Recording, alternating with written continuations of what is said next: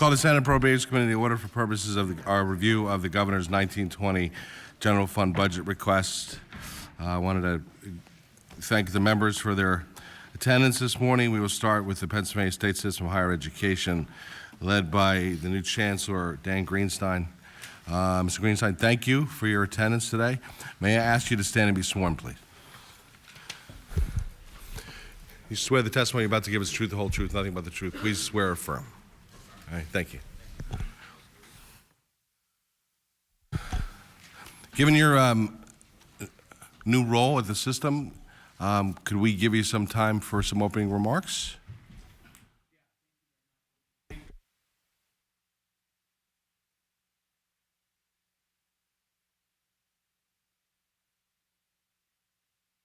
Sorry, it wasn't on. Apologize. Is that better? Thank you for your time today.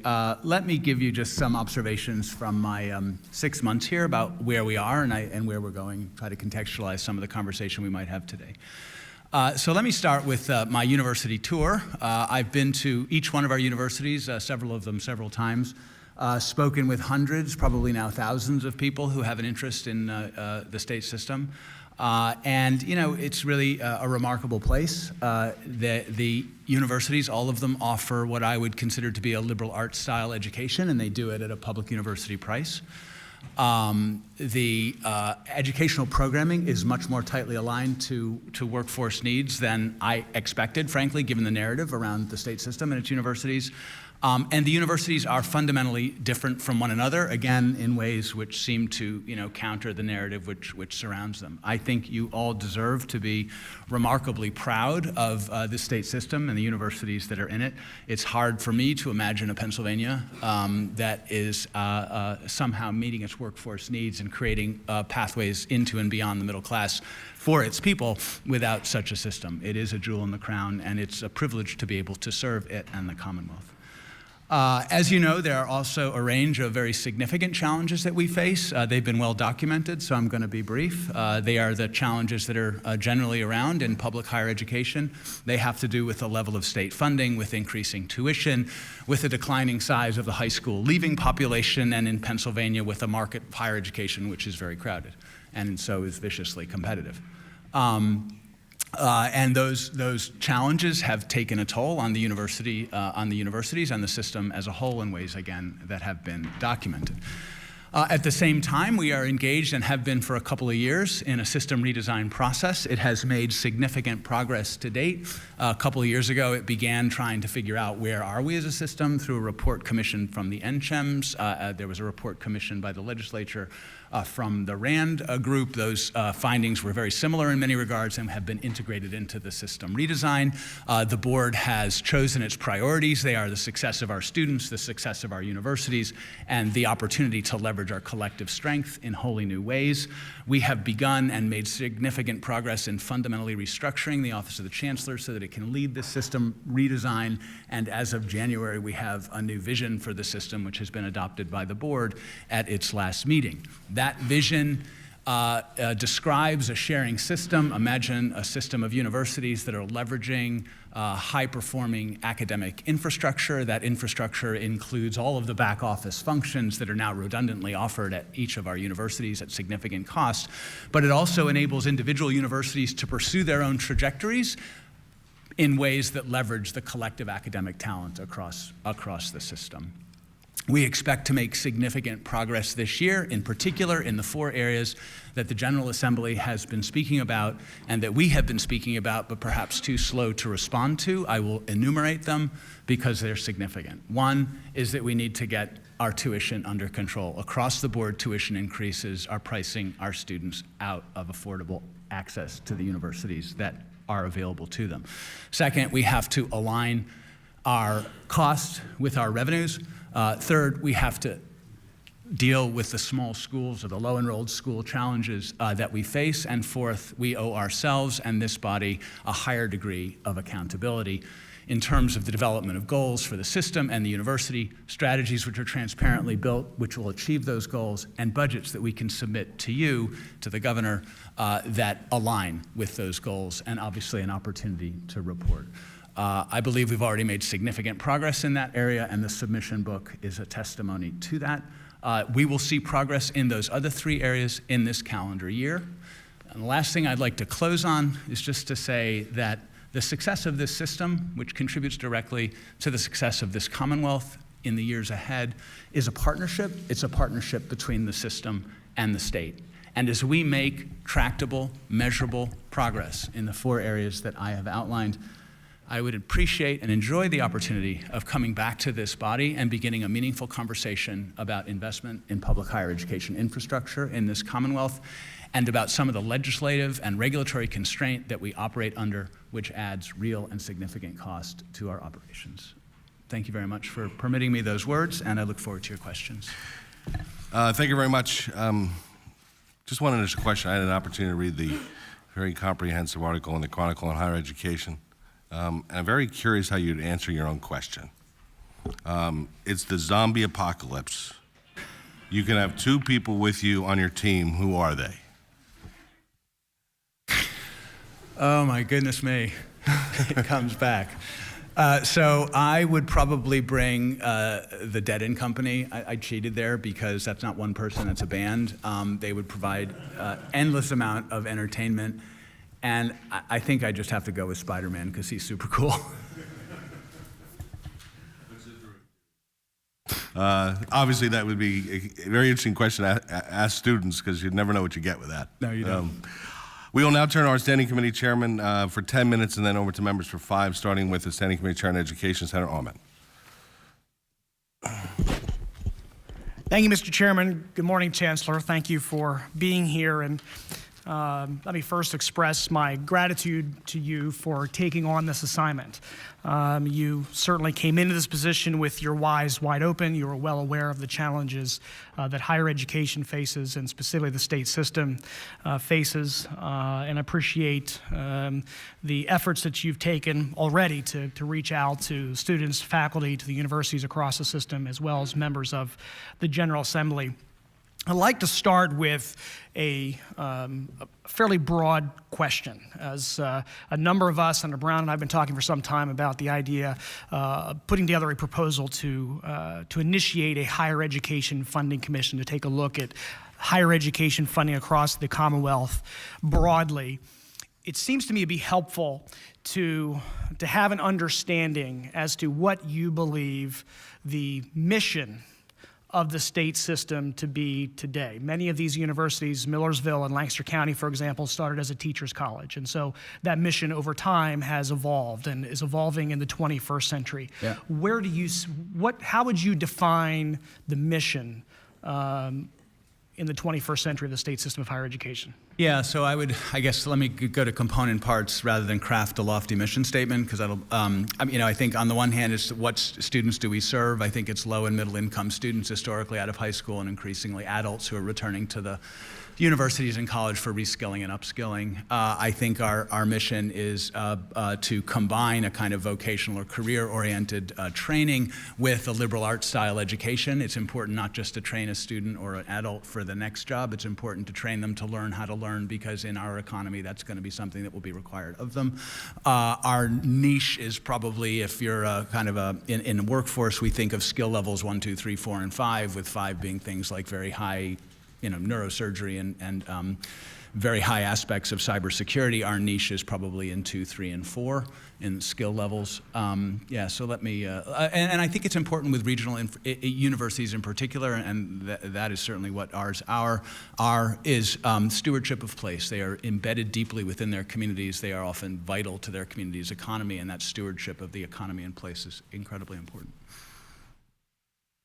And to follow that up, how do you see the state system fitting within a system and relating to our state-related institutions, our community colleges, all of the other institutions of higher education that the General Assembly will consider appropriations for this spring?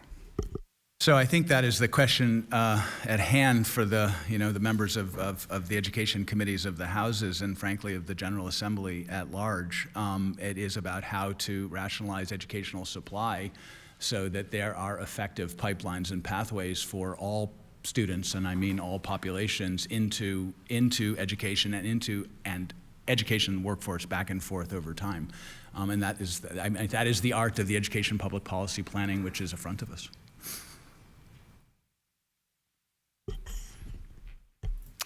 Thank you. You, in your opening comments, you talked a little bit about redesign and repositioning the system going forward. And clearly one of the challenges that our institutions of higher education, specifically the state system, faces is declining student population and how to reach additional student populations to market the system for students graduating from college, from high school, traditional students, as well as offering industry certification, certificate programs, reaching adult learners who are making career transitions. Could you talk a little bit about some of those plans that you have to reaching those student populations, and as you are taking a look at that, exploring those opportunities, do you believe that there are any barriers that exist that the General Assembly specifically will need to take a look at to give the system additional flexibility to open up additional opportunities? So the two ways to grow enrollment are basically through doing better with the students you have. That's about retention. And then the second is to enroll new student populations. On the retention side, I think there's a great deal that we can and already are doing with respect to the kind of student supports that we have in place. And we will accelerate that because I suspect the earlier gains are going to be in retention than in new student markets, if I can talk about them in that way. With respect of enrolling new student groups, the opportunity again is with the adult population. We reckon there are 1.4 million adults in the state of Pennsylvania which have some college but no degree, and the demand is as high or higher for continuous upskilling and reskilling from adult students. And there, it's a matter of figuring out, as other universities are doing, how to reach that population. Funnily enough, they're different than students who come directly out of high school. They have different needs, they have different educational delivery preferences, they have different student support requirements and career service, career advising requirements. So learning to work with that population, and we've done a great deal already through our online learning, where we have 47% of our students are already taking some online course, and in 2016, I think we had something like 9,000 fully online students in very career-oriented, often short course certificate style work. In terms of legislative assistance, I'm going to draw a blank on that one at the moment. I think on the whole, as I said before, the burden is largely on us to demonstrate capability for moving in these directions, and then to engage a conversation with the legislature about things like funding and the regulatory environment. But a priori, I wouldn't start on the funding and the regulatory environment. I would want us to demonstrate core capability, to build on the core capabilities that we've already demonstrated, but to build them up significantly.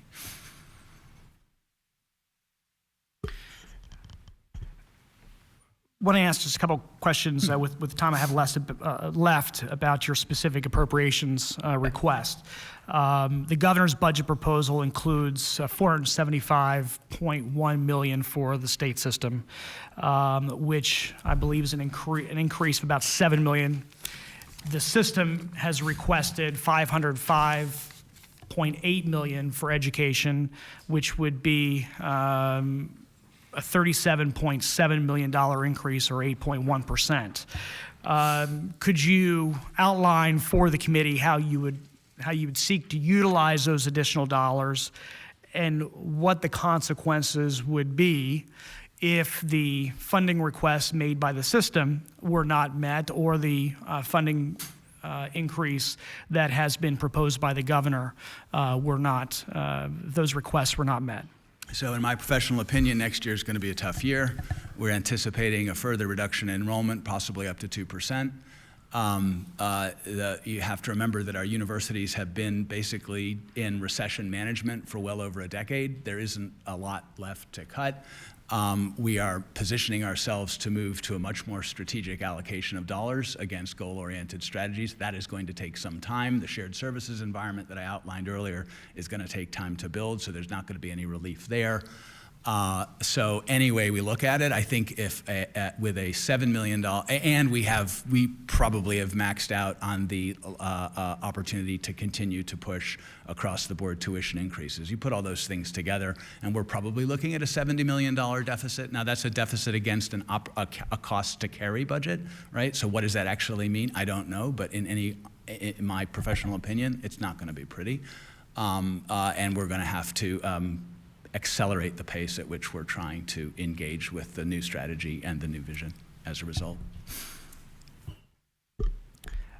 Finally, I want to ask you about universities within the system that have been struggling financially, and specifically Cheney. And to give you an opportunity with the first few months that you've been on the job, planning that is taking place to reposition Cheney so that it can deliver a high quality education for students, meet the needs of students within the system, and to be financially viable going forward. Okay, so Cheney today is, let's just begin with some of the numbers. Cheney is, its enrollments are about 415. That's down from a high watermark of about just under 1,600. It is obviously at that level, it's going to struggle to meet, it's well below a break-even enrollment. Break-even enrollment is going to be very difficult to accomplish for Cheney University. It only has 450 available beds. Viable available beds. President Walton, probably one of the most creative leaders in higher education today, has been there under 2 years and has demonstrated that in public higher education you can move with alacrity and speed to do things like change the shape of the academic footprint, to cut costs in a serious way, and he's developed a variety of very promising partnerships. At the same time, it is my opinion that Aaron has arrived several years too late. Let me just do the numbers so that we all understand them together. Cheney currently has a $43 million debt to the system. Of that $43 million, 39 of it will have to be repaid by the other campuses. Cheney's projected cash flow for the current year suggests that it's going to incur another debt of between $9 and $10 million, a debt that this system board is going to have to act in order to alleviate. It's worth pointing out that 2 of the 4 conditions of Cheney's continued accreditation have to do with balancing its budget, which it is not in a position to do in 2018-19. And so there's $43 million of debt likely to rise to something like $53 million, and there's outstanding obligation to the federal government of up to $47 million owing to the various irregularities and use of federal financial aid. This is not all about the numbers. To me, this is actually about the students. So if I may, I'm going to go there. Cheney routinely delivers 6-year graduation rates which bounce between 15 and 25%. 6-year graduation rates between 15 and 25%. Nearly a third of its students default on their loans. These are, in my opinion, the most deserving students that we enroll in the system. And we are delivering results for them that are weak in comparison, not just to the industry, but comparison to HBCUs in the industry. This is not a matter of funding. Cheney routinely receives more than twice the system average expenditure per student, twice the system average. The system average is around 21,000. Cheney is considerably higher, 50-something. So we are at a watershed moment. The board is meeting next week because I don't have the authority to allocate that kind of money against Cheney's shortfall. I will also ask the board to instruct the chancellor about which path to pursue with Cheney. There are only 3. One of them is to continue as we are, which in my professional opinion is not viable. The second is to recommend to the legislature that Cheney be closed because only the legislature has that authority. That, in my professional opinion, would be the wrong thing to do. A third path is to acknowledge the likelihood that our accreditation will not be retained. The accreditation decision must be made this year, and 2 of the conditions are based on Cheney's ability to balance its budget in the current fiscal year, which ends in June. So the third option is to acknowledge the likelihood that accreditation will be lost, immediately to begin to plan for our students and our employees who deserve a future and who need our attention, and then to begin to work quickly with the community and with the commitment of the board for the continued allocation of state funds to Cheney University to engineer a pivot to demonstrate that we can and we will not just continue Cheney, but continue Cheney in a way that's relevant, that's sustainable, and that which we can all be proud of. I would close by saying there are lessons to be learned from what has happened at Cheney. Whatever happens, I hope we will take the time and create the space to learn those lessons so they will never be repeated in this Commonwealth or in this country. I also hope that we will leverage the creative leadership of President Walton, who is an amazing guy if you've never met him, and use this opportunity and seize this moment to create a new path, not just for Cheney, but for historically black colleges and universities, many of which are in a similarly challenged situation. I think Cheney's history, the institution's brand, the revered service it's offered to its students, its alumni, I think they demand nothing less than that. Thank you. Thank you. I very see much. that I'm out of time. Thank you, Mr. Chairman. Thank you. For 10 minutes, Minority Chair Senator Dinniman. Chancellor, it's good to see you again. Let's talk a little about Cheney for a second here. As you know, the Cheney Alumni Association and the administration have been working on proposals. They came to me as Minority Chair in Education last year. And we have involved a number of our senators, as well as Representative Roebuck in the House and Representative McKinsey, who's headed the Black Caucus. And a letter was sent to you based on our meeting last week. There are those who believe that one of the starts to save Cheney is this. Universities, as you say, have different roles historically. You have a very large demographic in terms of the minority population, students who are poor, that need to be served, and it's just a matter of us figuring out how to do it. You know, as the letter outlined, we have very bright and talented students in many dead-end high schools now. By dead-end high schools, we mean high schools that in which there are no opportunity for advanced placement exams, no opportunity for the types of development that student needs. We also know that one of the reasons sometimes students don't stay is this difficult sometimes to go from North Philadelphia or Chester City to Mansfield or to even Westchester. So what I wanted to know is this. Our proposal would do this. It would, and we have the support of the Cheney administration as well in this effort. They've been part of us with the meeting. With the meetings. And Senator Hughes can answer. I believe the board of Cheney is also supportive of this. Comes from the Alumni Association. Quite simply it is, take many of those thousands of students in these high schools, start by allowing in the senior year for those students also to attend Cheney University and pick up college credit. In essence, it's cheaper to pay to Cheney than it is the current expense they have in their public schools. The student through dual enrollment will receive college credit. After the first year, if it works, then to expand it into 2 years so that a student can receive 2 years of college credit.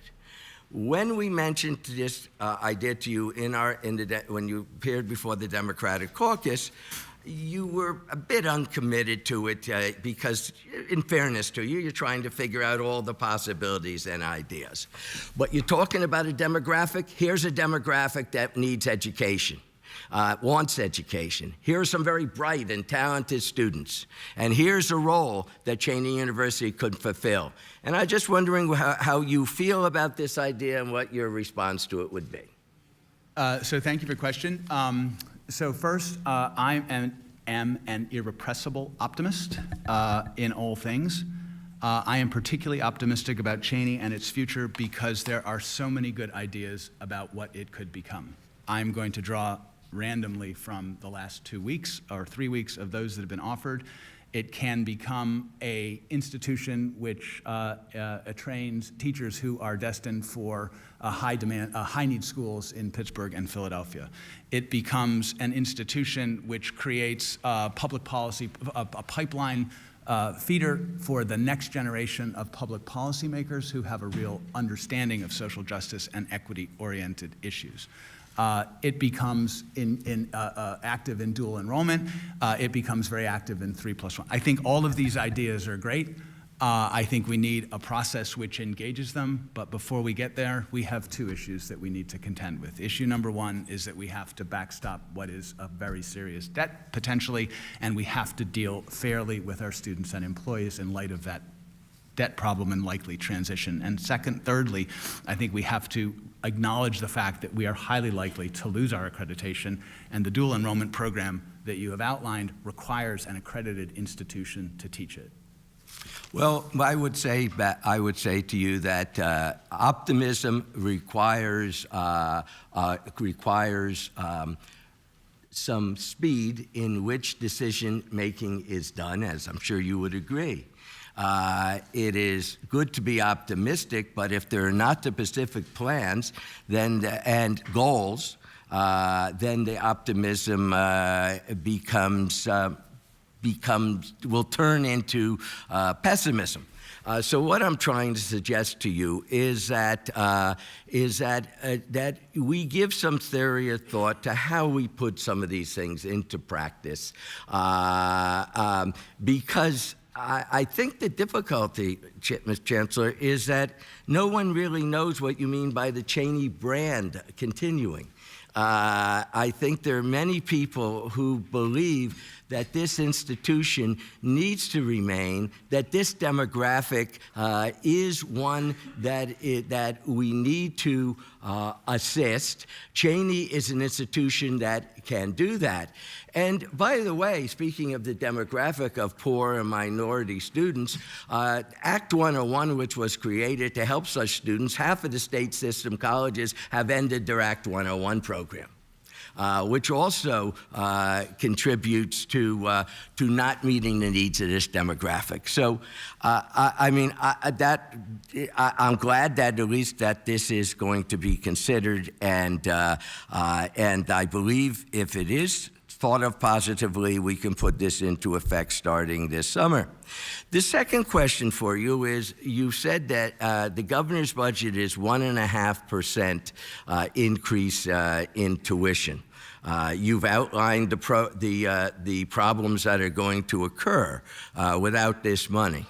How much do you believe it's your responsibility to fight and to lead the effort to increase the funding for the PASHE system? You said, well, we have to prove ourselves first and then ask for the money. But it's going to, as you know, it's not till 2020 in January that the redesign even comes into effect. So what's your role in trying to attain more funding for the system if the consequences are such as you've outlined? So to just to clarify, the 1.5% increase is an increase in the state appropriation, not an increase in tuition.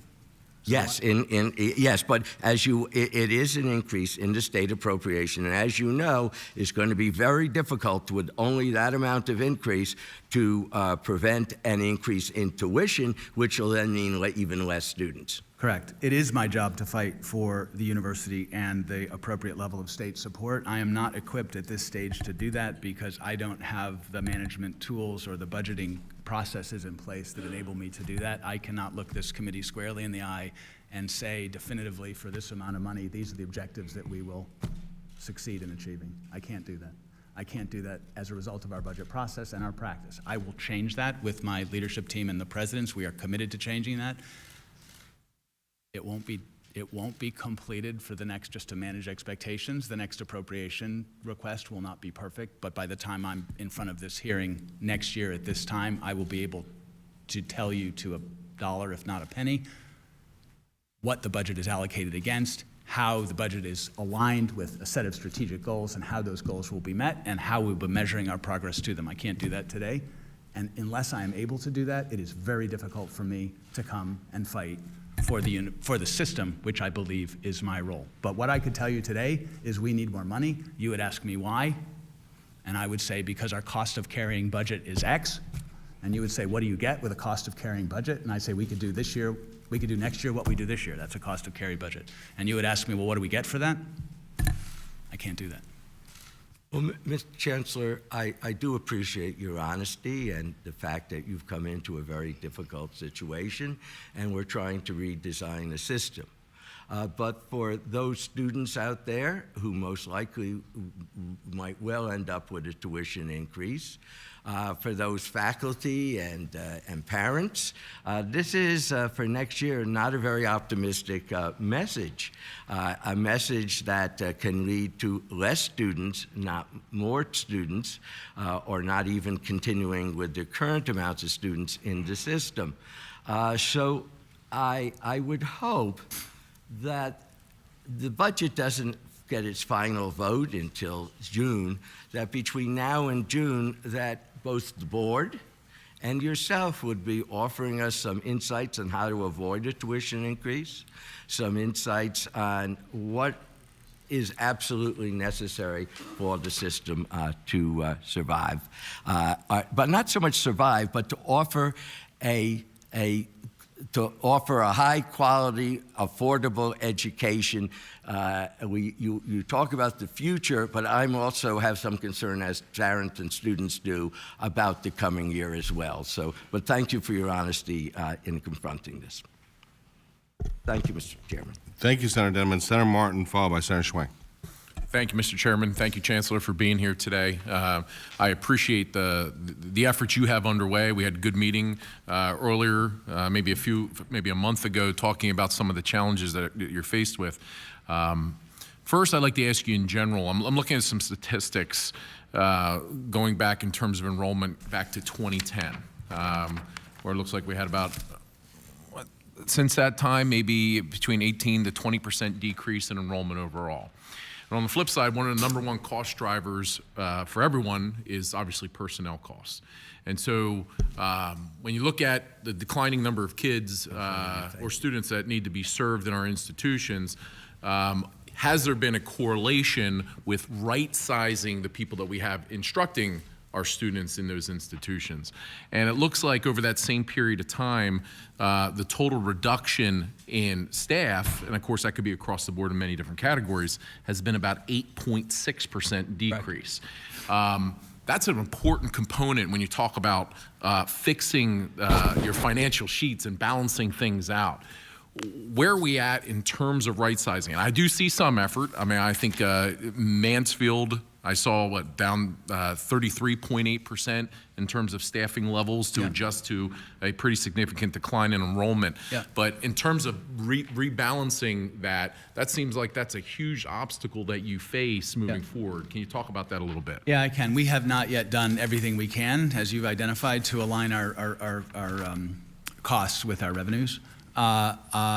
Two things on the immediate horizon. Neither of them deliver immediate results, but both of them are very promising. We're working very closely and very collaboratively with our colleagues at APSCA, Faculty Union, on what's called a phased retirement program, which will, I hope, result in further reductions. There are several hundred, I think the number is 800 to 1,000, but don't quote me, faculty who are of long service and long standing, and they would be in a position, if they chose to do so, to retire with relatively generous continuation of benefits, et cetera. Obviously, that's a choice that they would have to make, but there's some promise there. I think the cost reductions that we will be able to achieve through a shared services environment will be significant. We are engaging a consultant to help us understand what the full range of opportunities are, and we will be in a position in October to speak to you about what those opportunities are, not just in terms of here we could do this, that, and the other thing, but to give you very, very clear sense of what the return on investment will be, how much will it cost, what will it deliver, how long will it take, kind of thing. So those are two things on the immediate horizon. And I think that there are also opportunities to grow revenues, mostly through enrollment growth, mostly through the retention at the moment, and also, increasingly looking into new student markets. When you talk about enrollment growth, and here's my big concern, and I'm a Millersville grad, Millersville's in my district. You'd said something earlier about some of the debts that are facing Cheney. And you made a comment quick, which we point out, saying the system is going to have to pay for those debts. And I look at some of the institutions, and I've seen it firsthand, the work that they've been doing, the change that they've been trying to make to increase enrollment in their various communities and building partnerships or whatnot. Some, Millersville's barely holding their head above water in terms of growth. Westchester has found a way to continue that growth. But I feel their frustration when the monies are doled out and the amounts that they get back to reward the effort that they put into recruiting to grow to fight this problem. At what point, with the problems now, and then you're talking about this other debt to fix this institution, at what point, where's the incentive for these other institutions to go above and beyond to fix this system? So as part of the sharing system vision, one of the things we are actively pursuing with the close engagement and leadership, frankly, of the presidents is a new accountability regime. And that accountability regime, obviously it's important for universities to be accountable to the chancellor and the board, or actually to the board through the chancellor and to the legislature. It's actually as important for universities to be accountable to each other, because basically, structurally, we are a single entity, a single corporate entity. We, in effect, have a single bank account. It has children. Millersville will have many bank accounts, but they all, not all, many of them, the important ones, ladder up. There's 501c3 and foundation stuff, which is to the side, ladder up to the parent account.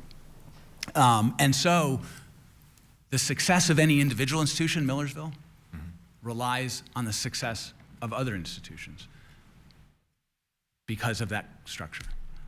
And so it's important that, accountability and a process where universities can be clear with the board and the legislature, but also with each other about where they intend to grow to address their challenges, which are very different in different places, as you can imagine, what they expect to accomplish, and to report periodically on what they need and how well they're doing, and to hold one another accountable for that progress. That's where we're going. That's the kind of accountability we need to have. At the same time, we need a fiscal policy, which basically, it's right out of your world. We need a fiscal policy which enables the wealthy to get wealthier, but also to subsidize those that are weaker and need some help.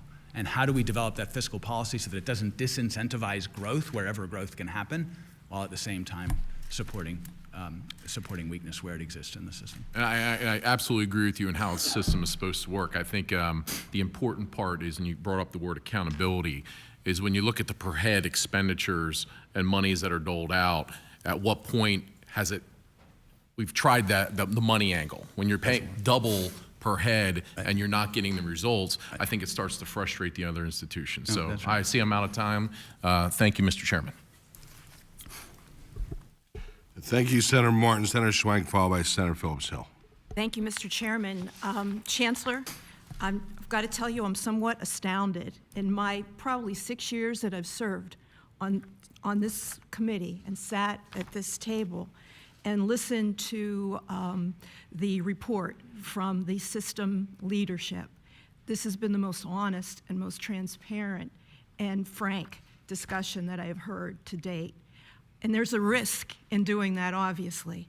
But I am, as a member of the Board of Governors, I've got to tell you how pleased I am you're willing to take that risk, because that's where we are at this point with the entire system, not just those that are on the ropes, so to speak, which is not just Cheney University, but others as well in the system.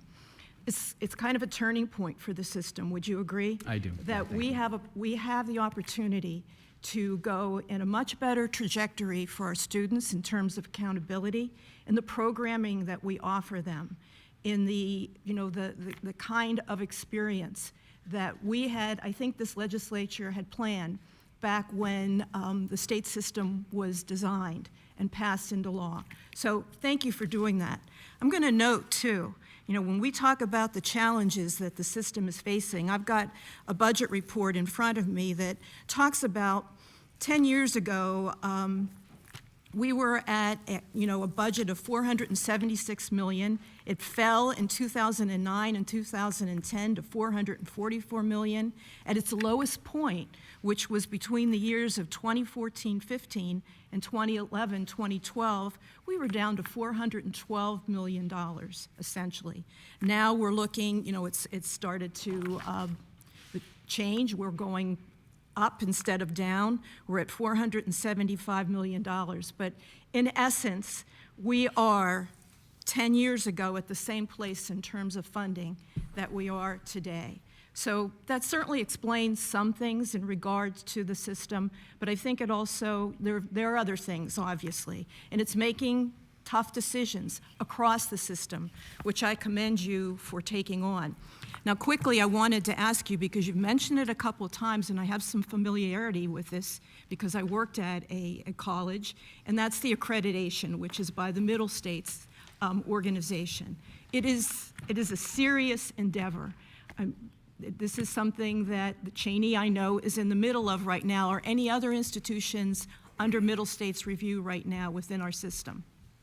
So there's always an institution under Middle States review. It's just because of the review cycle. It's typically every 8 or 10 years, depending on the institution. I think Millersville is doing its self-study, and there's one other, and I'm blanking on it, which is doing its self-study, and Kutztown is still responding to certain show cause Right.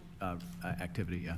Right, so that other institutions are undertaking this. Yeah. But in the case of Cheney, if Middle States, this has been a process that's been going on for a while now, and a decision has to be made by Middle States. Right. If their decision is not to accredit us, what does that mean? If their decision is not to accredit us, then we have until June of the following year. So that decision would be taken by November. We would have until June of the following year to basically teach out our students.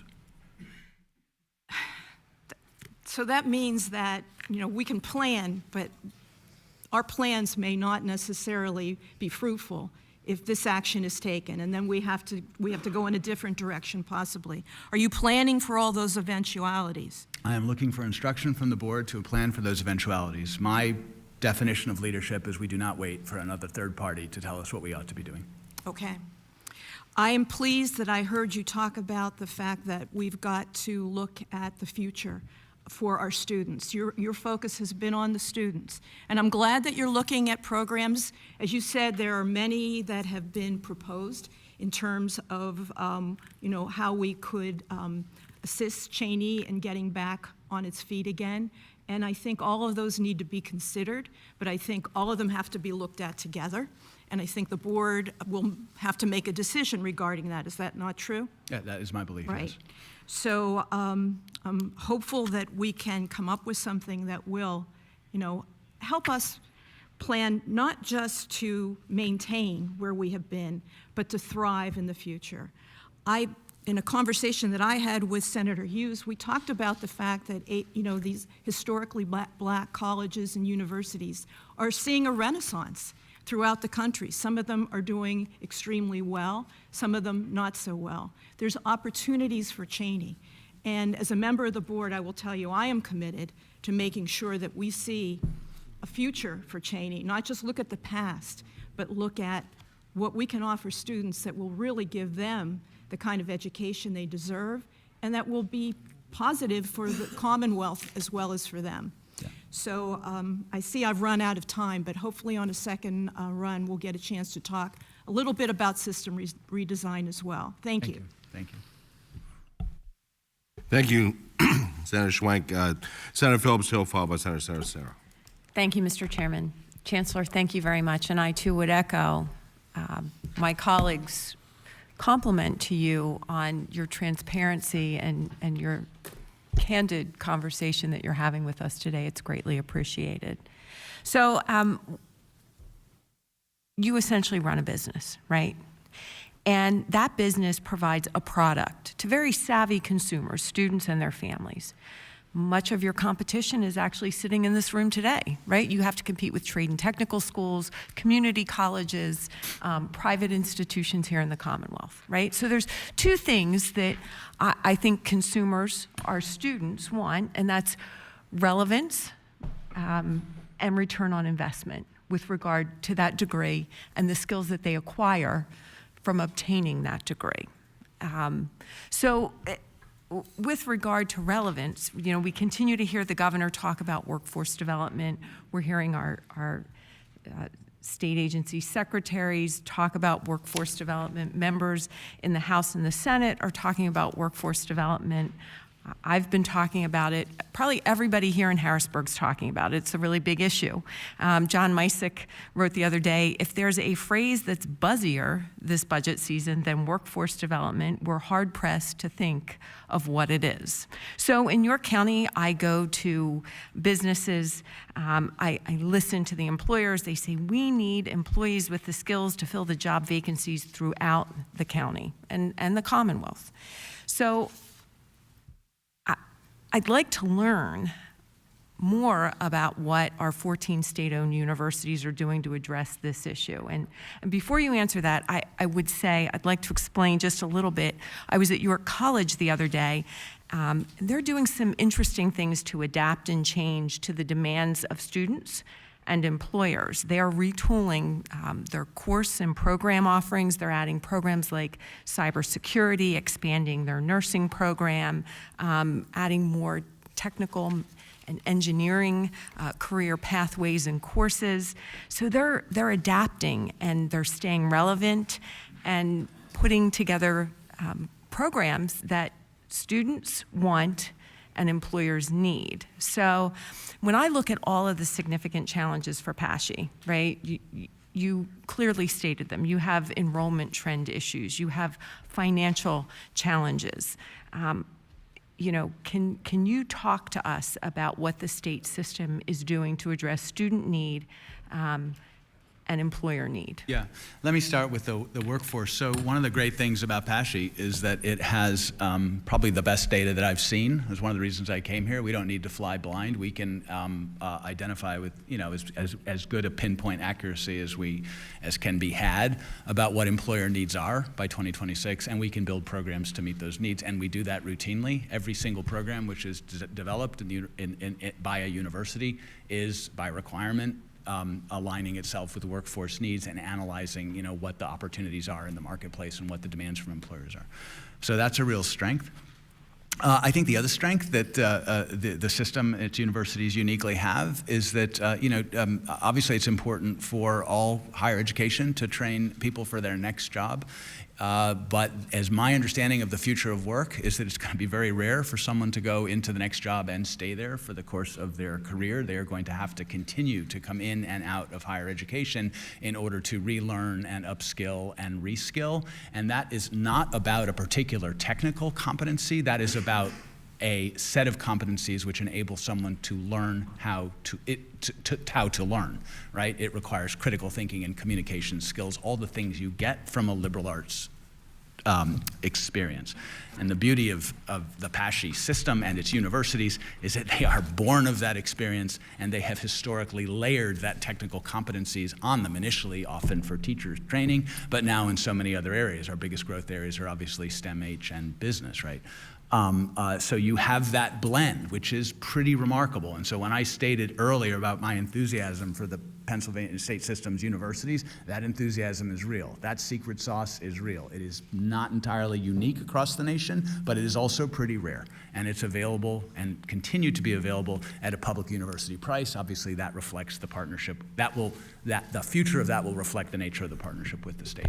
So essentially, what you're saying is that you have the flexibility to create program offerings based on needs of students and needs of employers. This is true, and I'll say it for the several last set of questions, which really have to go planning towards our future, whether it's for Cheney or any other university or for the system as a whole. The limits of our ability are the limits of our imagination. We have an enormous opportunity, not just to right size and correct the challenges that this system has. We have an opportunity to redefine higher education, public higher education in this country. We have that opportunity if we have the courage courage to seize it. And that is a courage which is a collective accountability, not just of the chancellor and the leadership team, but of our faculty, our staff, and our partners in the legislature. So in terms of the return on investment, we have heard, I hear a tremendous amount about student loan debt and the cost of higher education.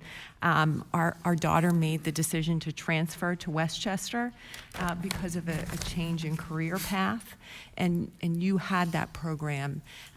And you know, we know it's not cheap. But a lot of those students are incurring their own debt. And when we have colleges and universities that offer degrees that don't have any promising job outlook possibilities upon graduation, I think it really puts them in a difficult position. And having been a dual major in art history, I think I'm also able to say that. So when students and their parents are looking at the price tag of college and weighing that return on investment, we kind of have a sense that there are certain majors that will provide a better return on investment than others. So I look at your college, I look at Thaddeus Stevens in Lancaster, Penn College up in Williamsport, and they seem to be getting it. They're graduating students with degrees that lead to jobs that provide a good return on investment. So what type of research do you do at PASHE with regard to those programs that you offer students that meet the needs of students and employers, as well as the need to have a good job prospect upon graduation? So I guess essentially the question is, are we graduating the next workforce of tomorrow without saddling them with expensive diplomas and limited ways to pay them off? So those of you that know me know I love a question that gets into the data. So apologies for getting into the data. According to our recent alumni survey, 98% of our students 1 year after graduation are employed in the military or re-enrolled in school to continue their education. Of those, 88% are working in their field of study, which demonstrates alignment with workforce need. 72% are in the state of Pennsylvania. Our graduates, on average, 10 years out, earn $44,000 a year.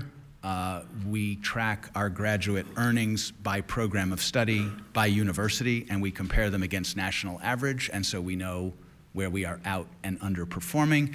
We are building a career coaching service that is available to our students as they come into the universities and they begin to select their academic programs, so that they can select their academic programs with a view of the career outcomes that they might have, the availability of jobs in their region and elsewhere within those careers, and the likely salaries that they may earn over a period of time within those careers. I'm gonna stop there because I could go on. I mean, again, we have the tools to redesign and reimagine higher education. When I was at my previous job, we invested in institutions. I was an investor, education investor. We invested in institutions in large part based on their leadership and based on the availability they had of the data that would enable them to make really smart strategic choices. And we have those here. Thank you very much. Thank you, Mr. Chairman. Thank you, Senator Phillips. So, Senator Saraceno, followed by Senator Killian. Thank you, Mr. Chairman. Good morning, Chancellor. Thank you for appearing in front of us today and offering your testimony. I want to pick up on your comment about imagination and redefinition. It's no secret we're entering a information or data revolution era in this century that I think will make the industrial revolution look like a blip.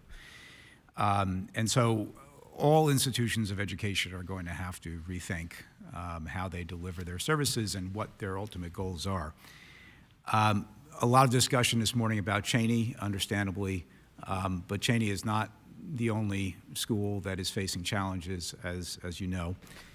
I have a map here of Pennsylvania with all of the locations of the state system schools and their satellite campuses.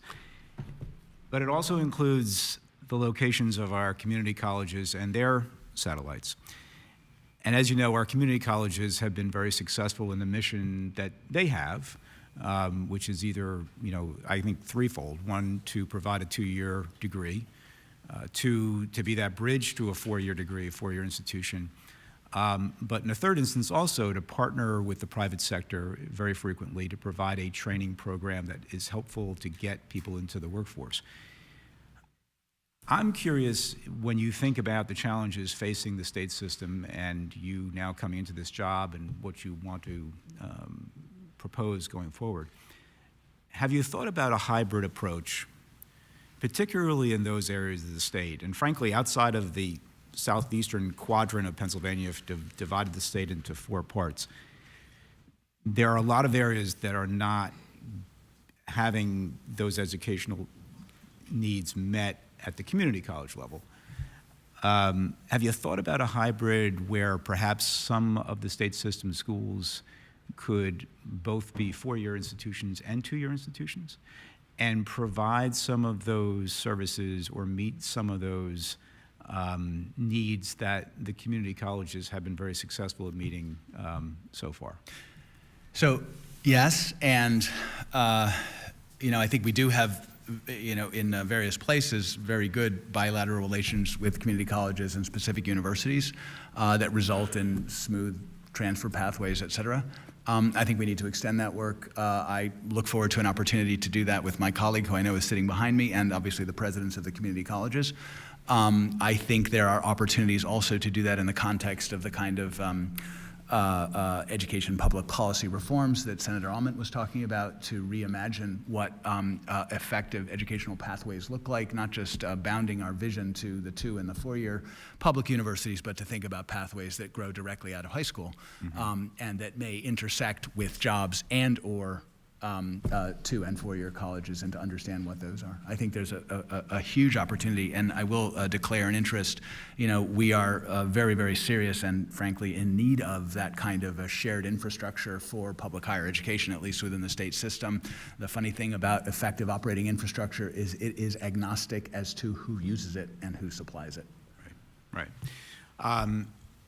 Yeah, and I think toward that end, again, just thinking about it geographically as well, and providing the access that may not be there at the moment for a population that needs it at the same time. The only other point I'd like to make is you've asked for $505 million roughly for the budget this year. Actually, 11 years ago, the state was funding it at the level of $503 million. So you're asking only $2 million above where we were 11 years ago. And I understand, and I'll address this to my colleagues as well as you and the audience, that we have constraints, and the budget process often confronts us with difficult decisions as to where we are going to put our priorities. But it seems to me that if we are serious about meeting the challenges of this century and the changing economy that we are likely to be confronted with, or are already being confronted with, investing in education at every level is critical.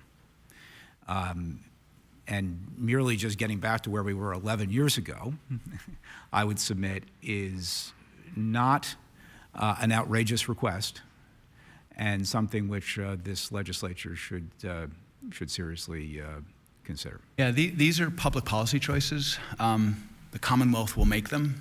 The Commonwealth is 48th in the nation with respect to funding for public higher education.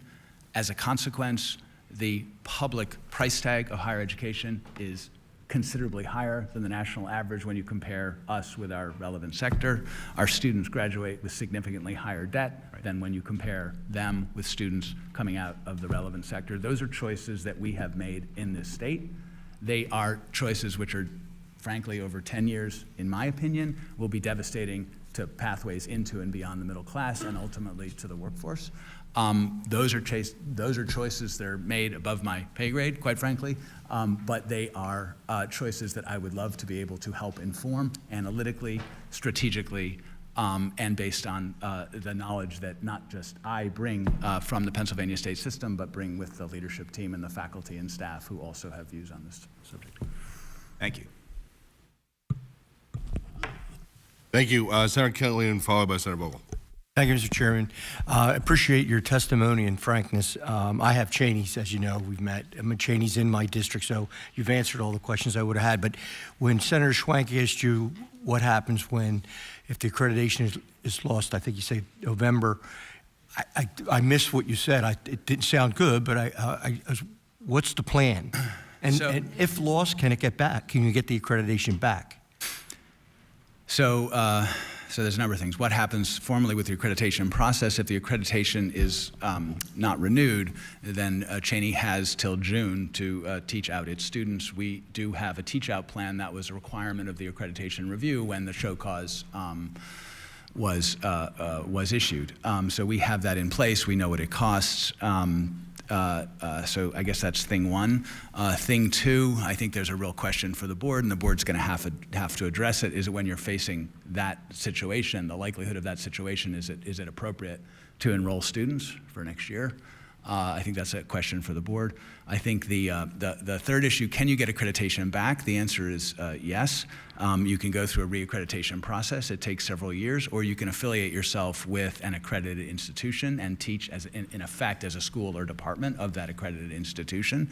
And there are pathways in Middle States and other accreditors for institutions which have that relationship to then spawn the school that is operating under the auspices of the parent organization, in effect, inherits its own accreditation. So there are ways back to accreditation. I would also point out, with respect of our courage and our conviction, that there is real innovation in higher education today in an arena which do not require accreditation, which have to do with workforce alignment, which have to do with workforce reskilling and training, which have to do with reaching out to underserved communities and providing pathways into other educational opportunities. That the potential opportunity for Cheney not just to survive and thrive, but to create a model that others may and need to follow into the future is very high. Well, being part of a system as affiliation, is that one of the things you're considering in an effort to continue the accreditation with one of the other schools within the PASHE system? I need instruction from the board to begin to start that process. Okay, thank you. Thank you, Senator Killian. Senator Vogel, followed by Senator Street. Thank you, Chairman. Good morning, Chancellor. I haven't had the opportunity to meet you yet, but the hour I've been sitting here listening to you talk, you sound like a man very capable of doing the job, and a man who likes to do deep dive into data is the kind of person I think needs to take on this job, because you have a lot of data to review and a lot of hard decisions to make in the next couple of years, and I appreciate your honesty here this morning as well. But I'd like to talk about some other issues that don't revolve around schools per se. There was an article in the Pittsburgh Post-Gazette back on February 9th about a Black History Month poster at Slippery Rock University that was defaced, and I had some racial slurs and stuff wrote on it with a magic marker or whatever. And that is that something that's prevalent? Is that a one-time deal, or is this something? I want to also get into the sexual assault part of it and everything, and that we'll just roll this all into one at one time here. And is this something that's an isolated incident, or is this something that pops up here and there throughout the system during the course of the year? Or could you explain that and go into that for a minute or two? So I am aware of a general uptick in issues of racial insensitivity of a variety of ways. Generally in this country, I am not aware of such an uptick here in the state of Pennsylvania or within the state system. It is something that we would very closely watch.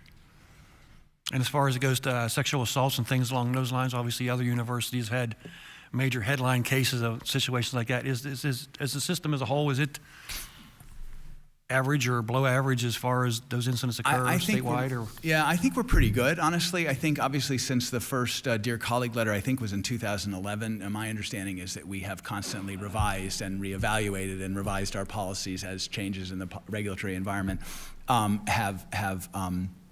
have emerged over those years, and they have emerged with some frequency, as you know. Frankly, I think that's probably been a good thing, because it keeps the issue front and center in front of us as leaders, but also in front of, frankly, of students and our employees, and I think that's a good thing. I think our policy environment is actually effective. I think there are the relevant safeguards in place. There's one of the things that I was impressed by was how active our student groups are around this issue. When I visited campuses, it's a topic that comes up, and and they are the best advocates for better information flow, et cetera. But on safety generally, I would say it is, as you would expect, our number one concern, both for our employees and our students. And I think we are as good as we can. There's always room for improvement. I think we are strong. Okay, thank you very much. I'd like to go on to your declining enrollment issue here, and I just wonder, the data you've done, is part of the declining enrollment due to possibly the ability of people to go online and take undergraduate degrees and things like that, online classes? Could that be part of it, not staying at the university and being there in person versus doing something online, or is that totally not comparing apples to apples? I think our traditional students, 90% of our students are directly out of high school. The growth in online is adult students, typically over the age of 24. That market is very, very actively being pursued by some very massive institutions.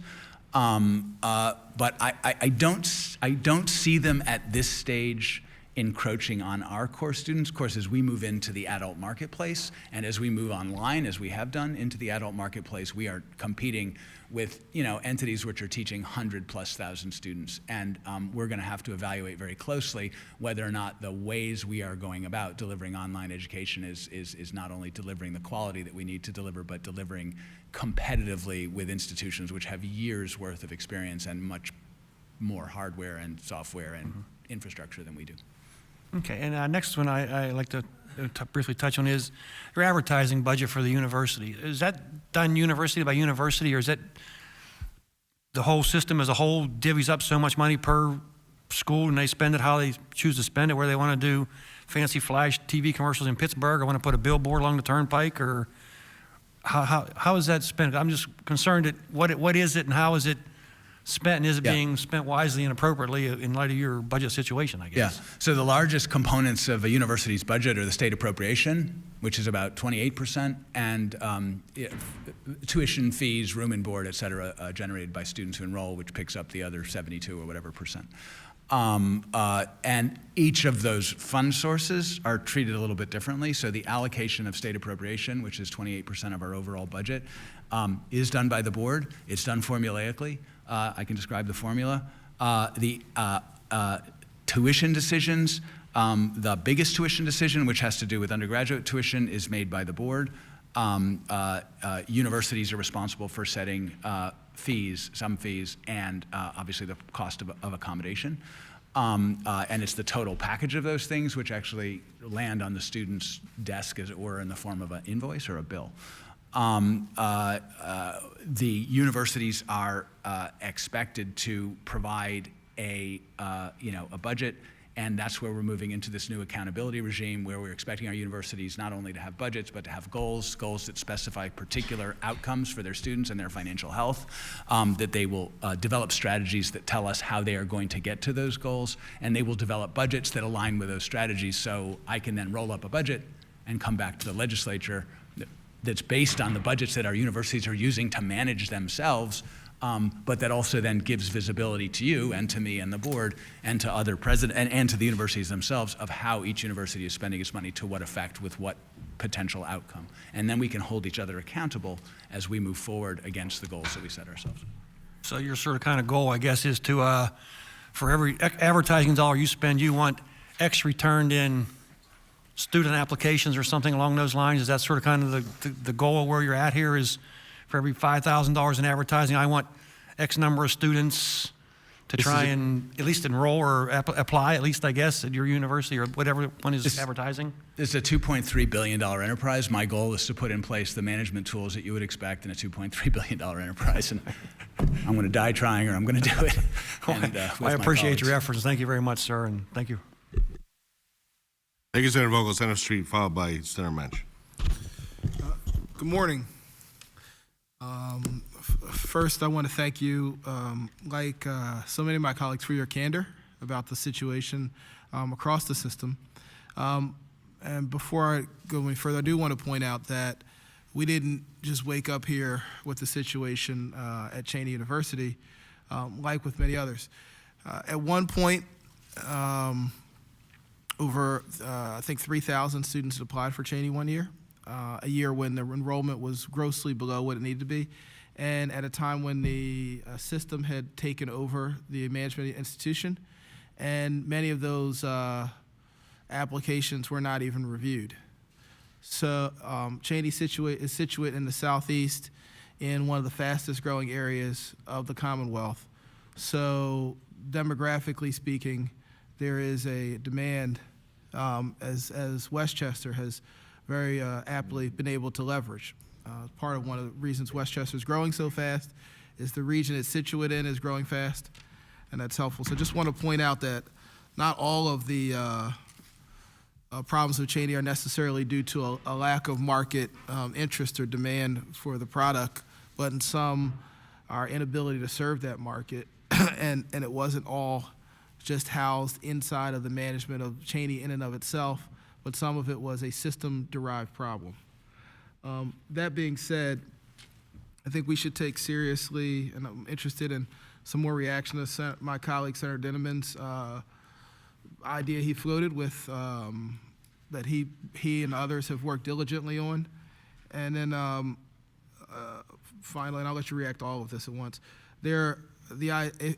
part of the problem with Cheney is that the reduced number of students means that the fixed cost of the facilities and just the operation of the institution present a increasingly large percentage of the budget, and most of the federal subsidies are on a per student basis.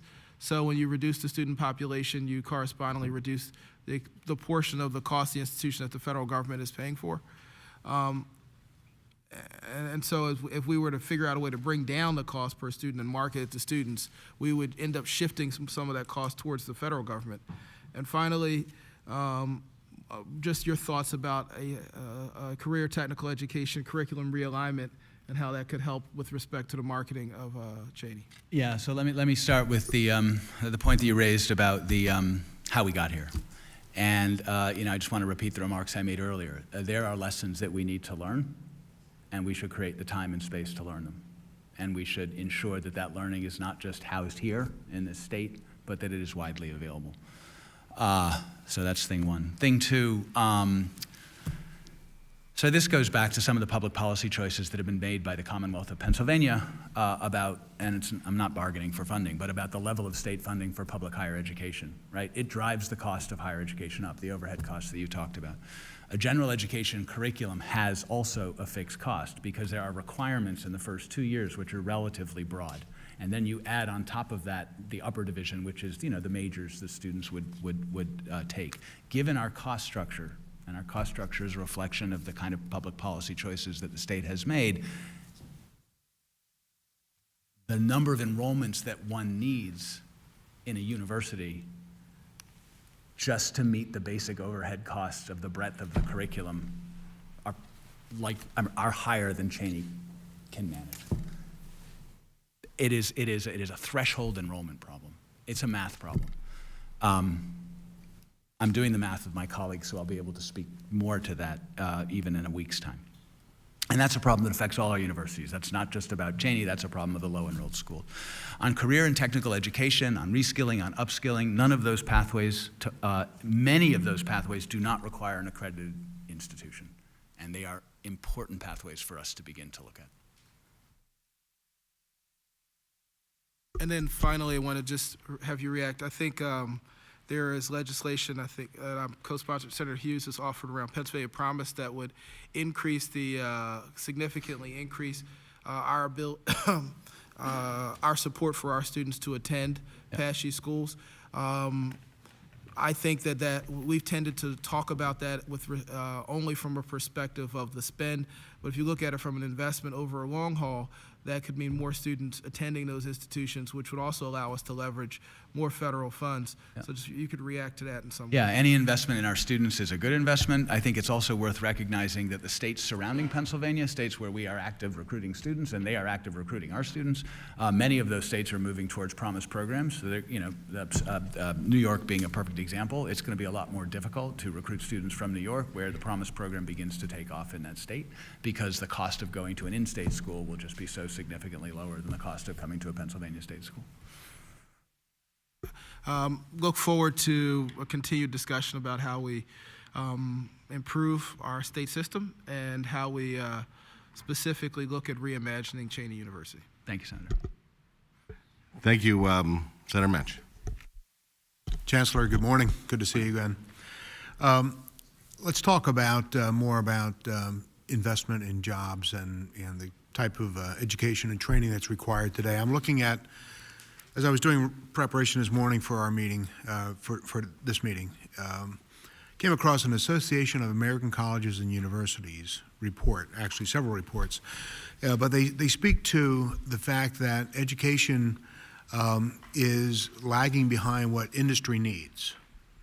And that is that they're looking for more diversification in education areas. A single focused major may not meet the hiring requirement needs anymore. And they also talk about greater emphasis of ethics and communications skills being renewed.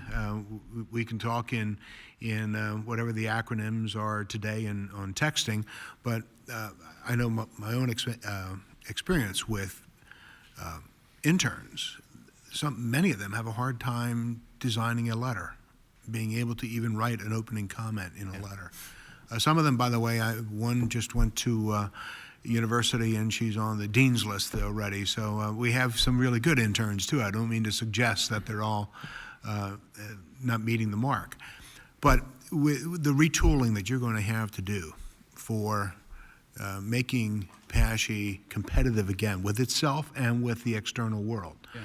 I'm interested in any thoughts that you might have relative to these comments. How do you redesign education from a major's perspective in order to equip these people to get employed? Yeah, and I should have pointed this out earlier. As you know, chancellors don't do very much. They occasionally come and testify before bodies like this. The real work of the university is done by our outstanding leadership and our faculty and our staff. And so let me talk to some of the work that they're doing, and it's outstanding. A number of our universities are redesigning the first-year experience. It's critical for an incoming student, especially the students who come directly out of high school or come back to education after a period of military service, to have a grounding in what does it mean to succeed in a university. And those courses are often are being infused with exactly those competencies that the AAC&U identified in its extensive work surveying employer need. And so students are coming out having obviously accomplished their first year academic program, but they've also mastered a series of competencies or skills that are in effect woven into those courses. Some of our universities are actually beginning to transcript or thinking about transcripting those kinds of competencies so that a student can say more than just, I got a 3.1. They can say, I got a 3.1, and oh, by the way, I have completed a digital foundations course or whatever. So that's super exciting. Another one of our universities is also thinking about the non-cognitive. So students are involved in all sorts of experiences. They may be internships or apprenticeships. They may be joining clubs or doing leadership in various ways. And so another one of our universities is actually thinking about what those pathways look like and enabling students to transcript those pathways so that when they present themselves to an employer, they can say, I'm a political science major with a 3.2, and I have competency in a leadership pathway that I have developed by doing the following things. That's incredibly exciting. And that kind of innovation, and I've just come up with two or three examples, that kind of innovation is rife across this university system. It is a remarkable, when I said it was a remarkable institution, I was not kidding. These are first-class programs, the kind of things you see at an MIT or other such places. It's encouraging to hear, and I know we, the legislature, would love to work with you on furthering those skills developments. We at the legislature are missing the mark, though, on helping to provide the jobs that these young people are going to come out of school. So we need to work in both areas, not only the education, but we also have to have in plenty the kinds of jobs that you're qualifying these people for. Let me shift gears a little bit, and Senators Saniciero and Elder Vogel both talked about funding and competition and within the school systems. We, the legislature, fund 4 state-relateds with all their campuses. We fund 14 PASHE schools and 14 community schools, community colleges, each with their other campuses as well. Within that funding, there's a great deal of competition. You are competing with community college or with a state-related for the same student. And our dollar becomes rather inefficient when we do that, we, the state, because that dollar is going to go to a Pennsylvania student, but there's a great deal of competition cost within that dollar. As you're retooling with PASHE, would you see any approach, any kind of solution, any idea that somehow we can stop cannibalizing the same instrument, the same student? So this goes to the education and public policy choices that I think Senator Almond brought up. They are, in my view, absolutely vital for the state of Pennsylvania in particular. There are good models of where this has been accomplished in Ohio, in Tennessee, in California in the 1960s. That was the gold standard. There are practices and approaches to doing that kind of work that are widely available. I think they should be seriously engaged by the state of Pennsylvania. That is going to require action at the highest level in state government, in my view, and in my view, it is also necessary to the future health and success of the Commonwealth. It is clear in recent experience in Pennsylvania, Amazon HQ2 being a perfect example, that the availability of an educated citizenry is critical to attracting inward investment. Absent that educated citizenry, that investment is hard to attract. Very good. Thank you, Chancellor. Good to see you. Thank you, Chairman. Thank you, Senator Mensch. Time for some follow-up, starting with Standing Committee Chairman, Senator Almond. Thank you, Mr. Chairman. The negotiation of the last APSCA faculty contract resulted in a work stoppage. And I think it was incredibly disappointing to see that those conversations broke down, and ultimately for a brief period of time, faculty walked off the job. I am extremely pleased with the public comments that I have seen in the early stages of conversations taking place now between the board, between yourself and Mr. Mash and APSCUF. Both have expressed a real desire for problem solving, a real desire to engage in a productive conversation and not attacking one side or the other. So I first want to express my appreciation for how those conversations have been initiated. I certainly heard from a number of students and families who were impacted, a number of students and families who were considering seniors in high school who were considering attending a PASHE school, attending a school in the state system, and ultimately made the decision not to, in part because of concerns over the breakdown in those conversations. And so I don't know if we have data that points to that being, that having a dramatic impact on enrollment, but I certainly heard from families where that did have an impact on enrollment. These contracts aren't negotiated publicly. I understand that.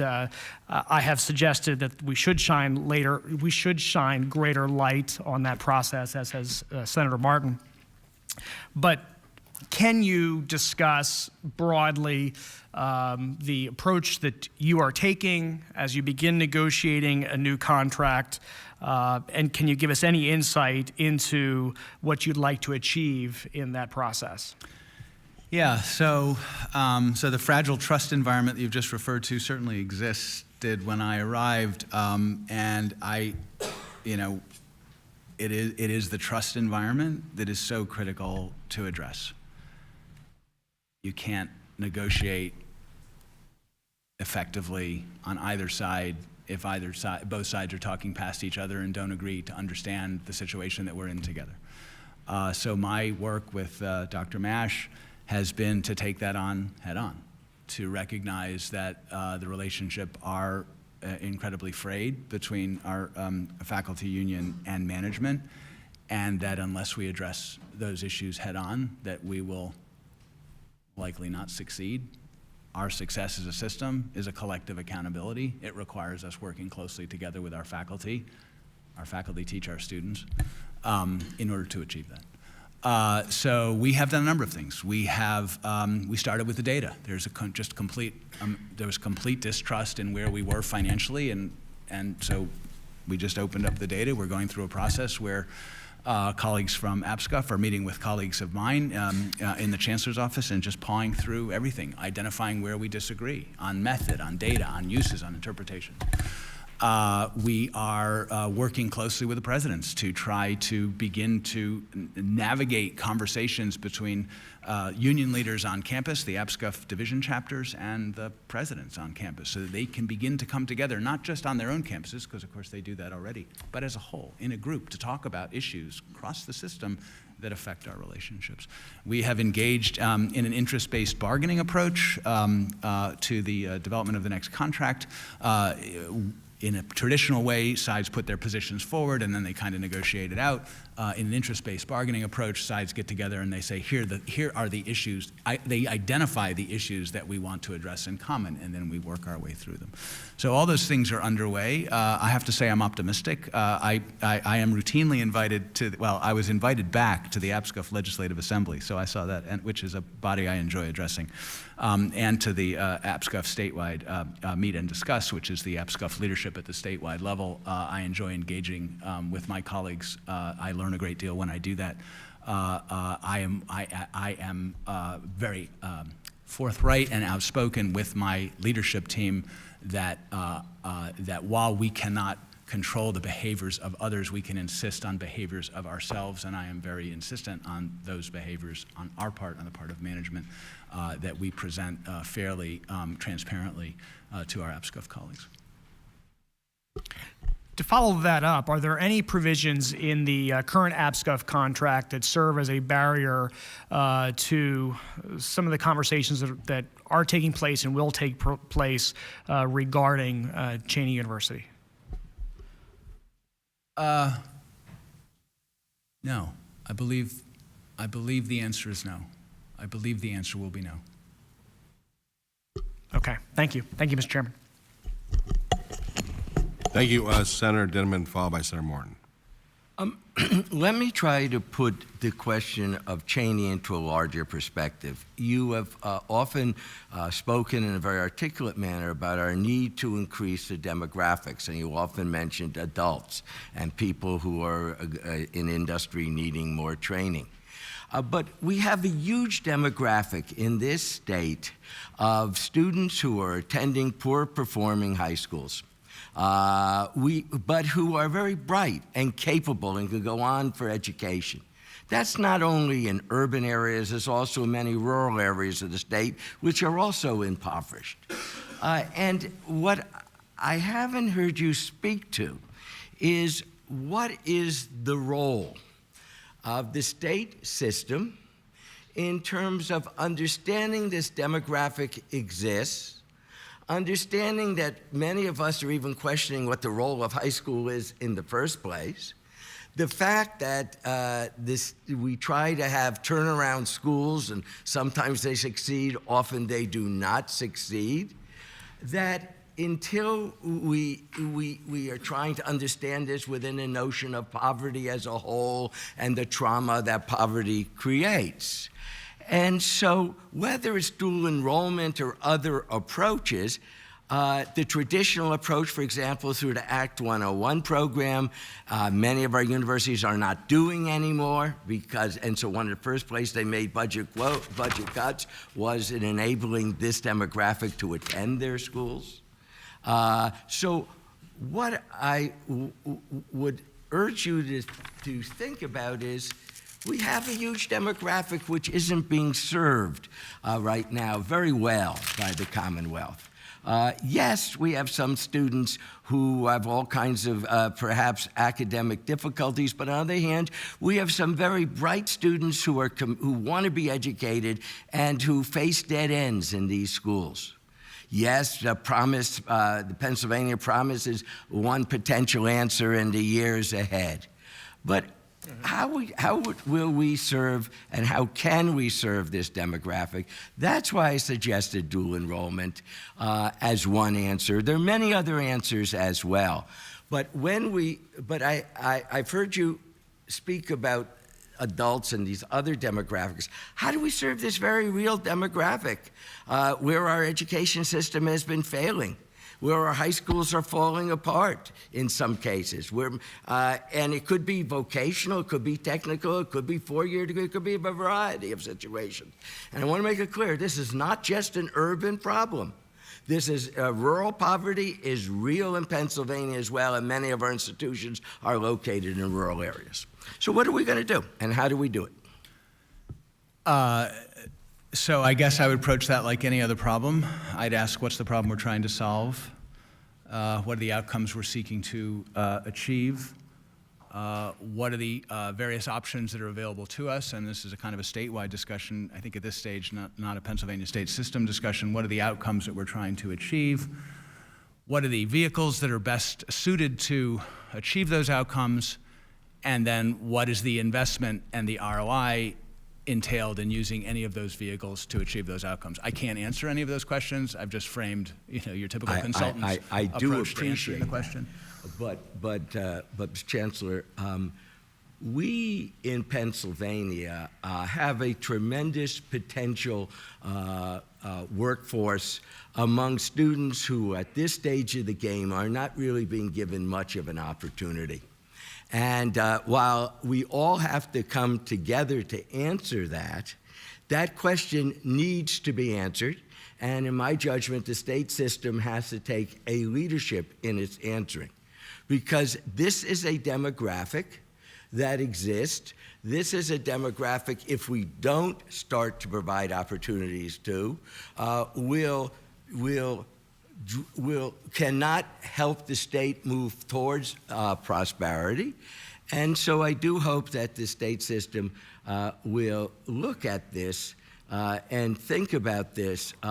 And perhaps this is another good reason why Senator Amont's idea of such a funding study, of a study of funding, and I would add to it, to my colleagues, that the funding has to be accompanied by a question of what are we trying to accomplish in education in this new economy, and what are the best institutions to do it. I'm only bringing up I'm mainly bringing up this issue to make the point there's a demographic out there, and we need to serve it, and we're not properly serving it at this time. Thank you. Thank you, Senator Dinnerman. Senator Schwank, followed by Senator Vogel. Thank you for the second opportunity, Chairman.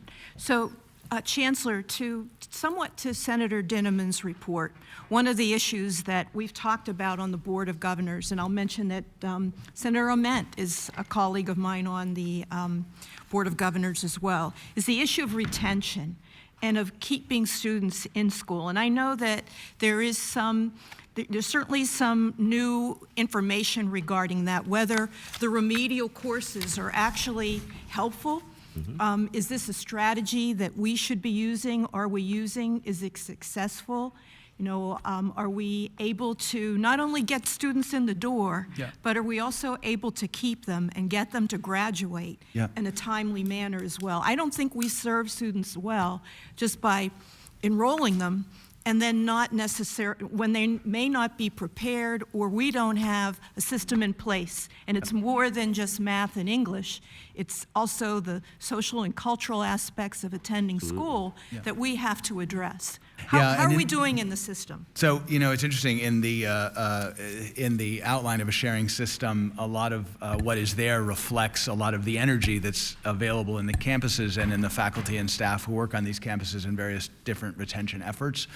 There's a student success network of recent origin, had a conference in November on a very snowy couple of days in November, bringing folks together from across the universities, just a tremendous amount of energy. And one of the issues that emerged with a lot of energy behind it was supplemental instruction, remedial education. And it is an area where I see a lot of energy moving forward and a lot of appetite across our universities working together to address it. The good thing about remedial education is that it is an area which is extensively well researched, and there are tried and tested practices that can be adopted readily, and for which there really aren't any obvious obstacles, at least obvious to me. Again, it's imagination and courage to do things differently. So I see a significant progress in that area, in that arena, in the near term. Yeah. So maybe that is something that we can continue to look at Yeah. in terms of, meeting those critical needs in the Commonwealth. I think that's something we're uniquely poised Yeah. as a state system to address. Yeah. And, part of our future and part of the success of our students as well, which always has to be the bottom line for us. Thank you.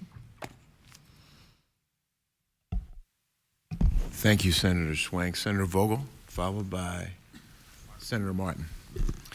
Thank you again. Good morning again. I sort of kind of want to dovetail a little bit into Senator Swank there as far as retention and graduation rates. I sort of really, the 4-year 42% and the 6-year 60% graduation rates, I think, are do a disservice to the students, in my opinion, because they are required to incur more debt for more tuition for another year or two. And when I first got here a number of years ago, it was a 5th-year senior. Now we're talking about 6-year seniors. And I think, what needs to be done more on the front end, as far as she was talking about, bringing these kids in and sitting them down and getting a game plan with a counselor or somebody. You need to do this, this, and this, and you have to meet these criteria by year 1, year 2, year 3 to graduate.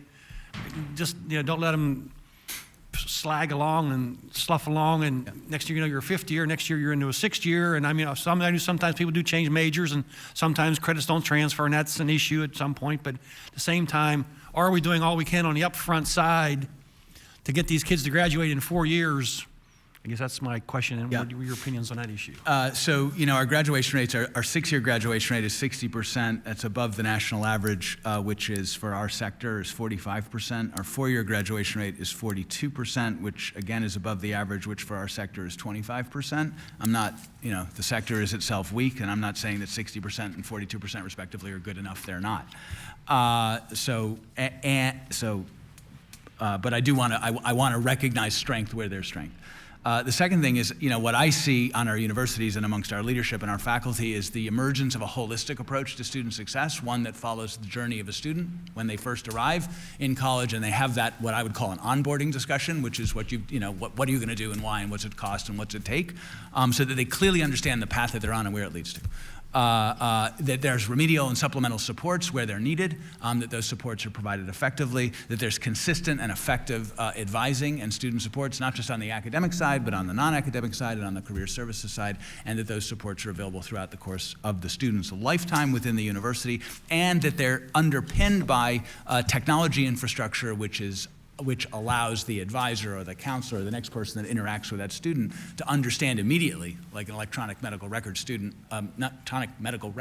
who that student is, what they've accomplished, what they want to do, where they're going, and also what do other students like them, where are they at this stage, and what can we learn from the general patterns. I see us moving in that direction. It is the direction in which the industry is moving. We're going to need to move there rapidly. We have a real high degree of motivation because that retention that we're talking about, you save a student, that's a good thing for the student. You also save the student's tuition dollar, which is a good thing for the university. Student success and the university's financial success are intimately bound together in a way that is driving this enterprise forward, and I expect will allow us to accelerate our progress. Thank you very much, sir. Appreciate it. Thank you, Senator Vogel. Senator Martin, followed by Senator Phillips Hill. Thank you, Mr. Chairman.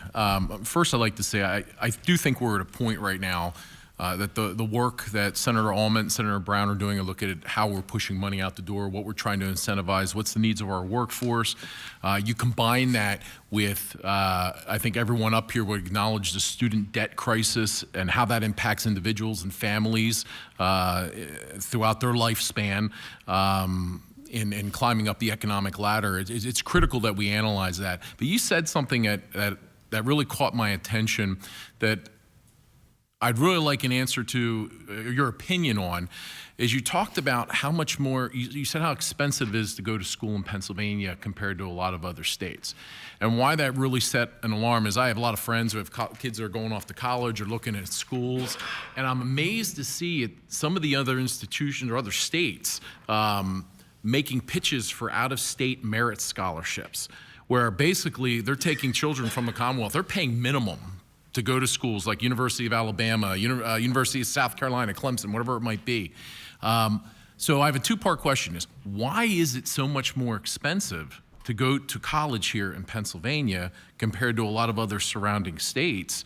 Because that's an important conversation when we talk about increasing enrollment and whatnot. Yeah. And two is, how do we combat that there's deliberate efforts going on around the country to offer these types of incentives, and for a family to say, wow, my son can go to this school or daughter and say they're only going to pay this amount of money and have limited college debt. That sounds pretty enticing. So can you address it from those two different angles? Yeah, sure. I mean, I think, on the tuition discounting is what it's called.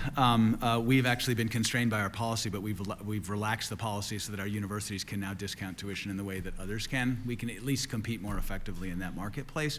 I think the broader question, though, gets at the cost of education, and really that's it's an outgrowth of the level of funding that the state has chosen to make, investment to the level that the state has chosen to make in public higher education. I know we talk a lot about salaries and benefits, but if we took all of our salaries and benefits and we got them to the national average, it would result in an 8% reduction in student tuition. If we took our state appropriation and we got it to the national average, it would result in a 22% reduction in student tuition. So just in terms of relative significance of the funding levers, so the cost of our education is largely, it is a product of our expenses at the institution and our salary costs, et cetera, and I don't want to duck that responsibility, but the big lever is state appropriation, and those are choices that the General Assembly has made over the years, and we're seeing the result of that in the figures that you've cited. Can I do a little bit on debt, because I'm kind of in some ways perplexed by the data. Our debt is high for our students compared to the students from our national comparator group. And more of our students borrow than when compared to but our debt default rate, our student debt default rate is actually lower, which suggests to me that the job alignment, going back to earlier conversations, is high because debt default rate is typically a reflection of the student's ability to work in a meaningful way and in a sustaining career. Thank you very much for that. Thank you, Mr. Chairman. Senator Phillips Hill. Thank you, Mr. Chairman. Chancellor, Senate Resolution 34 of 2017 directed the Legislative Budget and Finance Committee to conduct a study and issue a report relating to the long-term sustainability and viability of the PASHE system. And they had 5 recommendations. You spoke earlier about the need for regulatory reform. I believe that every single one of those options required some type of regulatory reform. And I know that that's a conversation you want to have with us going forward in the future.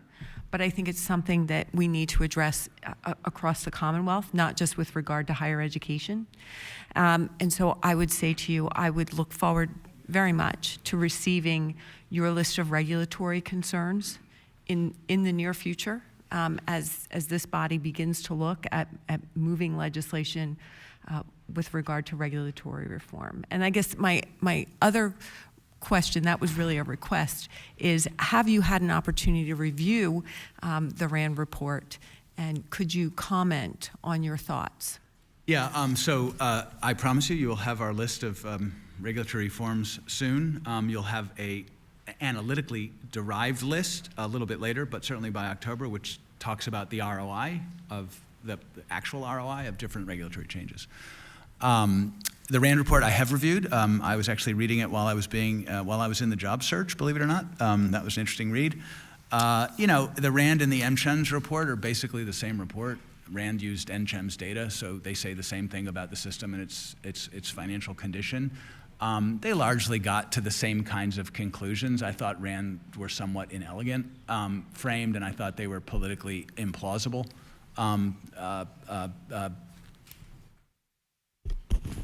When you say politically implausible, Yeah. what does that mean? I don't think it makes sense to close a university. I don't think it makes political sense. I don't think it makes economic sense. Many of these universities are the number 1 or 2 or 3 employers in their districts. The financial cost of closure is, we looked at this. I mean, I costed it out. It's exceptionally high. You're taking educational opportunity away from communities that need it most. So as an educator, that doesn't make a lot of sense. There's a socioeconomic dislocation. I mean, imagine, name your university, and just imagine it closed. The cost of that socioeconomic dislocation in the region is a cost that redounds to the state. I just think the ROI is not there. And that kind of gets to the other kinds of gets to the vision of the sharing system. Well, if it's infeasible and if it's not educational or financially or politically feasible to close an institution, how do you actually operate institutions so they can serve their communities but leverage a shared infrastructure so they can do that more cost effectively and with an even higher degree of quality, which is kind of where NCHEMS had gotten to, and there were elements of that in RAND. Well, again, I will look forward to receiving your regulatory recommendations and certainly hope that we will be on a better path when we come back here next year to have a conversation in terms of not only our ROI, but also student debt and the cost to the Commonwealth. Thank you. Thank you. Thank you, Senator Phillips Hill. Finally, Senator Street.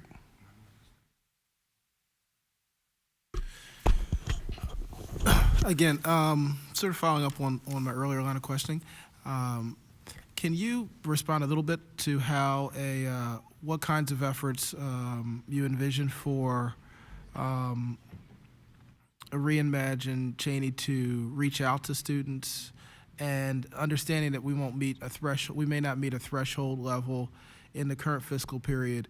What would be the plan to develop a sustainable model going forward, and how would stakeholders be engaged in that process? Because there are a lot of people who have been very vested in this process for a while. Yeah. So this is I look forward to be instructed by the board to engage that process so that I can begin to engage deeply with the broader community, with the alumni, with the students, obviously the current students.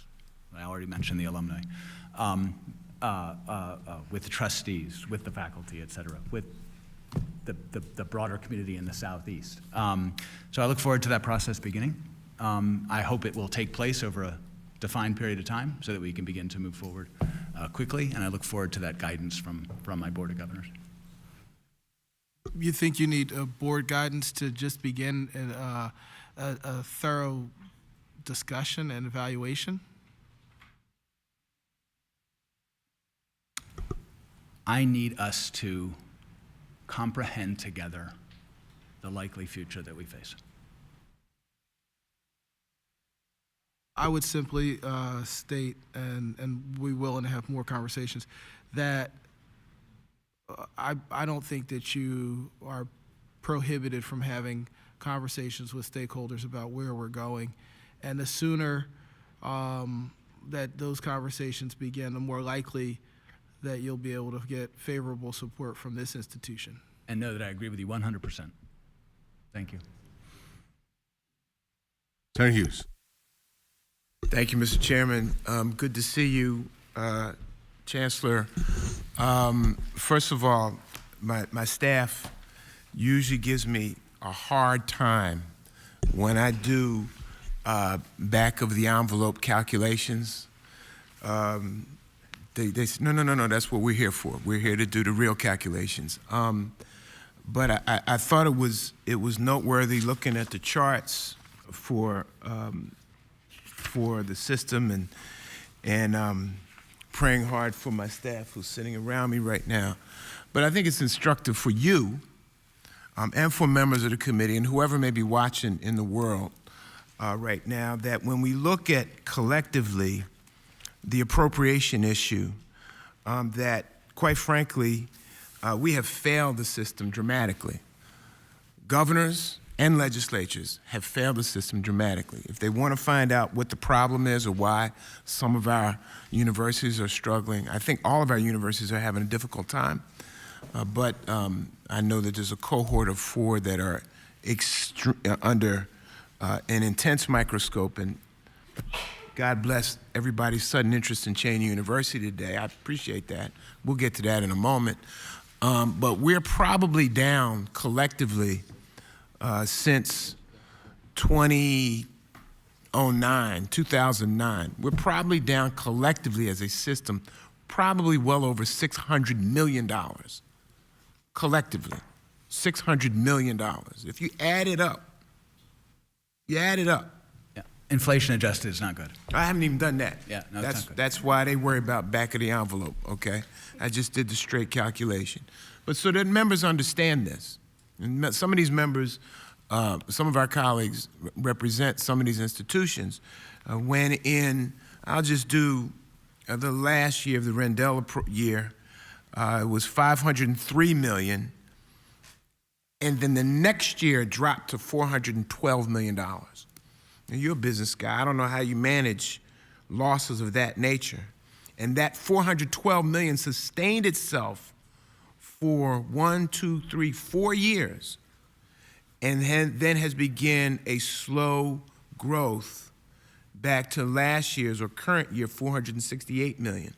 But if you add all of that up, we're well over $600 million in a loss here.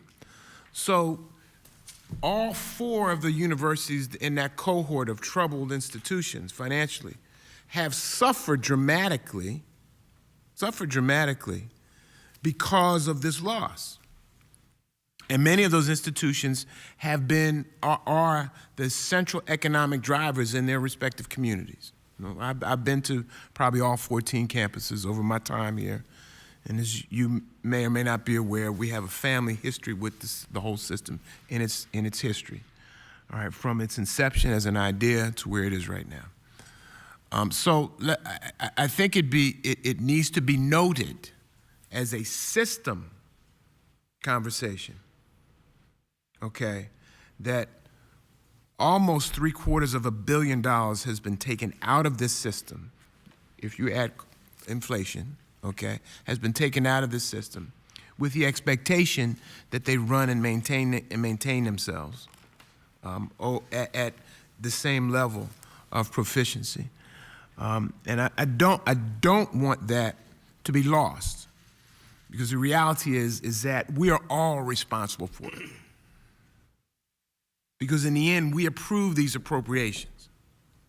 These dollars were approved by this General Assembly, and it's years, over the past 10 years, and 3 different governors. Okay?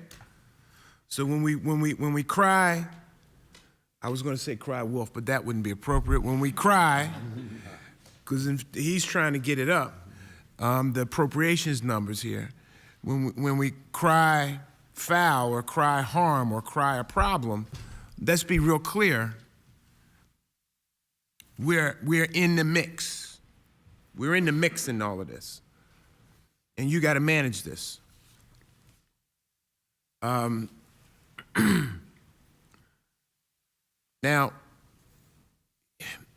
I'm not sure if you're aware of this, probably are.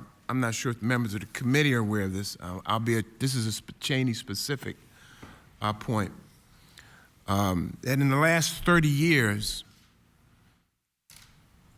you're aware there's only 2 new buildings that have been constructed on Cheney's campus. You aware of that? Yeah.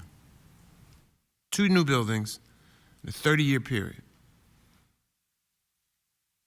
Okay? One of them, student housing. And science. The other one, the science building. Both of them constructed, I believe, let me know if I'm right or wrong on that. There's some of your folks around here, they can probably tell me, probably within the last 7 years. I'll give or take 5 to 7 years. Science, certainly, yeah. Science is most recent. Yeah. Student housing being a little bit older, but probably about 5 years. So 25 years leading up to that, the housing, the infrastructure on the campus was dated. Dated is a kind word, and falling apart. as best as I can determine with the high schools and high school students that I deal with in my district, and I'm assuming that it is consistent across the board with most of my colleagues, students make decisions about where they go to college for a couple of reasons. One, I assume, is the cost, and other would be what's offered. You know, the other would be what the financial support may be, and probably the last one is amenities. What's the dorm look like? Are the bathrooms working? Is it got Wi-Fi? Well, you know, is it look good? Has there been an investment on campus? How do we expect students to make a choice of a university? Any university, I'll pick Cheney in this case, when the investment in the physical infrastructure on the campus has been, I'll use a legal word, de minimis. I'm being kind. How do we expect students to choose and make an affirmative choice about a university when there's been no infrastructure investment, no new student housing, or dilapidated student housing, or whatever? How do we expect that to occur? How do we expect them to choose Cheney in this case? I'll let you answer. And 54% of our buildings have, it's been 25 years or more since their last renovation. 25 years in the industry is a point at which buildings really begin to lose some of their resilience. The deferred maintenance backlog is estimated at $1.7 billion. We spent $41 million last year. National models suggest we should have spent 85, so I'm just helping you make your point. Mm-hmm. Yeah. Thank you. Thank you. So again, the system itself, and since everybody's concerned about Cheney, we'll talk about Cheney specifically, is owned by the state of Pennsylvania. These are all state grounds that they're on. And the state has a responsibility of physical investment, infrastructure investment. And if the state has chosen not to make public investments in any of its universities, let's say the cohort most in trouble, or in this case, Cheney University, 2 buildings in 35 years, a beautiful science building, and a very nice student housing, then there's an onus and a responsibility on the Commonwealth of Pennsylvania for the reality of the conditions at that university. Yes. Okay. And I'm gonna go around here a little bit. So you're aware, and I thank you for your praise and accommodations of President Walton, Aaron Walton. President Walton has been president for about almost 2 years, 20 months probably. Former vice chair of the Board of Governors. I think a graduate of California University. Yeah, that's my guess. California University. A great product, and I'll come back to that, of the system. Was in retirement and took on this mission of when requested by our chair, Chair Shapiro, and affirmed by Governor Wolf, took on this mission of the leadership of the presidency of Cheney University. And he's had a number of successes. I believe, and you can confirm this, I believe he was the president that led the university to secure its accreditation 2 years ago? No. He was the process of reaccreditation has taken a prolonged period of time because of the nature of the show cause order that was issued by the accreditor. So they're still in the process Right. of trying But to they're still an accredited university. They are still an They're, accredited. Cheney's still an accredited university, and 2 years ago, their accreditation was threatened. Correct. Correct. And still is. And their accreditation was threatened over 2 years ago, and President Walton came in and making some very hard decisions, secured its accreditation 2 years ago. No, secured the prolongation of the accreditation renewal process. All right, all right. Are they still an accredited university? They are an accredited university until the accreditor makes a decision to the But they're contrary still an determination. accredited university. Yes, sir, they are. Okay, all right. And same as the case last year, when we met with the accredited Middle States folks. We've had several meetings with the Middle States folks over the last couple of years. And Cheney still remains an accredited university. And so so they are accredited. You can take a class there and and pass that class and graduate, and you have an accredited degree. And so that goes to tone and tenor of presentation. But I'll come back to that. So if they have been successful, and he's moved the university to a position of maintaining its accreditation, and I don't think there's anyone in this room who's knowledgeable about the situation at Cheney University that would think that he has not been a driving force in securing that. And we have until November of this year to deal with the accreditation issue again. Why would we assume that accreditation will be lost? The show cause states 4 conditions of accreditation. Have a plan. I think we're good. Make progress with the DOE with respect of the potential outstanding obligation with respect of the irregularities with financial aid. We're making progress.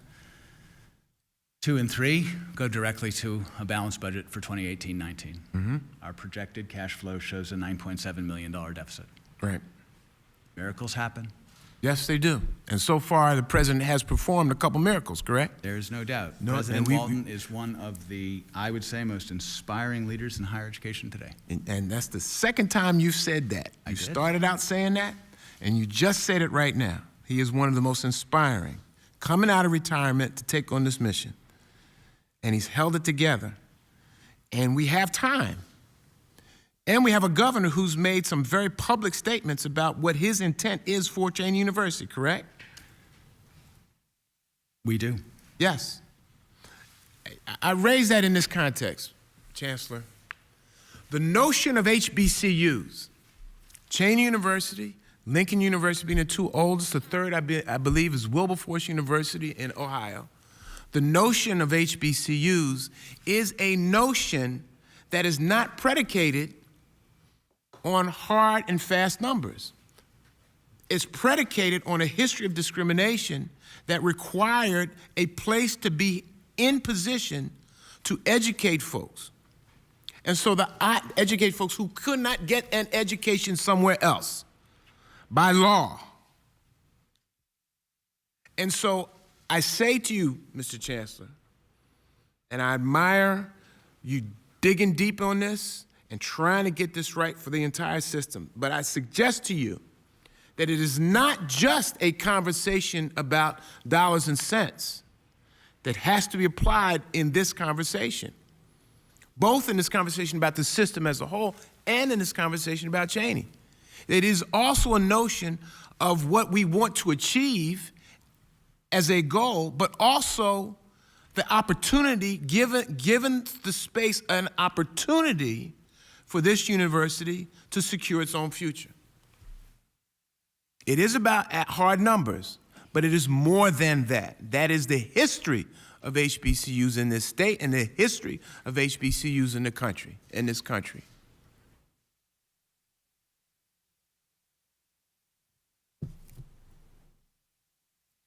Mr. Chancellor, you are familiar that in the conversations and the data that has occurred around Cheney University, that there had to be a process to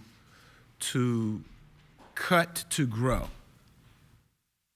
You've heard that conversation, correct? I have. All right. And in the conversation of we got to reduce, we got to make it smaller, we got to tighten up its program, we got to get rid of a lot of bad stuff that's on the campus, we got to perfect its mission so that we can sell that mission to the broader audience. Would you clearly there's been a lot of cutting on the campus, correct? Yes. Lots of cutting on the campus. But let's talk about the growth. You're aware, I assume you're aware, that for fall of 2019, there's been a 33% year-over-year increase in applications. That is a trend which is a national one. Okay, that's good. So it's good that Cheney's taking advantage of a national trend, right? Applications need to turn into enrollments. Well, I'll get to that, okay?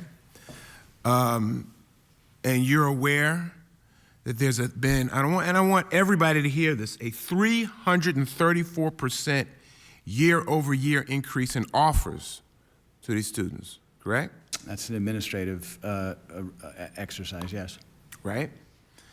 And that you're aware that there's been a 3,550% year-over-year increase in deposits. I believe this is the first year that Cheney has required deposits. No, it's not the first year. No. Second? Okay? All right? And in fact, that the previous deposit was $50. And it's gone up. And now it's $250. And that students, higher performing students, are making a conscious decision, to send in their $250 to secure their space at Cheney University. That is a fact, correct? Correct. It's a fact. I mean, it's a fact. Correct. Okay. You're aware of the 2017 upward mobility study? Yes. For, was it over 600 universities across the country? Right? I think we've distributed that to the members. I think we may have distributed that to the members last year, Mr. Chairman, or the year before, okay? We made sure all members had a copy of that study. And you're aware that in this upward mobility study is a study of how students perform after they graduate from a particular university. I do. And you have the quote. You're so good with your technology. That's okay. All right. And given that the higher education educational apartheid that exists in Pennsylvania, and that's a whole nother story. I'll just read a quote from the New York Times report. And I happen to be one who trusts the New York Times. You know, there's some who don't. You know, I kind of like give them the benefit of the doubt. And this is a quote from the report, Mr. Chairman, all right? And Cheney, like other HBCUs, has better graduation and retention rates for black students, particularly those who are the first in their family to go to college. Other institutions may want to use Cheney and other HBCUs as a resource since the graduate rates of black students have actually declined at public universities in the last decade.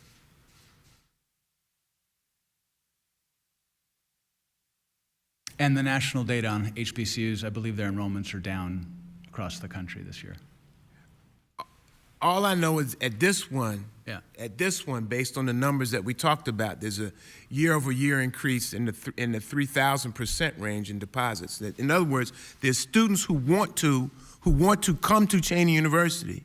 That is an interpretation of the market signal, yes. Who want to come to Cheney University, have made deposits, their grade point average is about 3.24, and their SA2 scores is over 1,000. Yeah. And I believe this is the first year in a while that Cheney University has offered last dollar scholarships to new incoming students. And that's a problem because they should have done it before. Agree. How many especially- last dollar scholarships are there? Especially since I've been one donating money to that. How Okay. many are there? I don't have that number off the top of my head. About 100. Okay, and that's fine.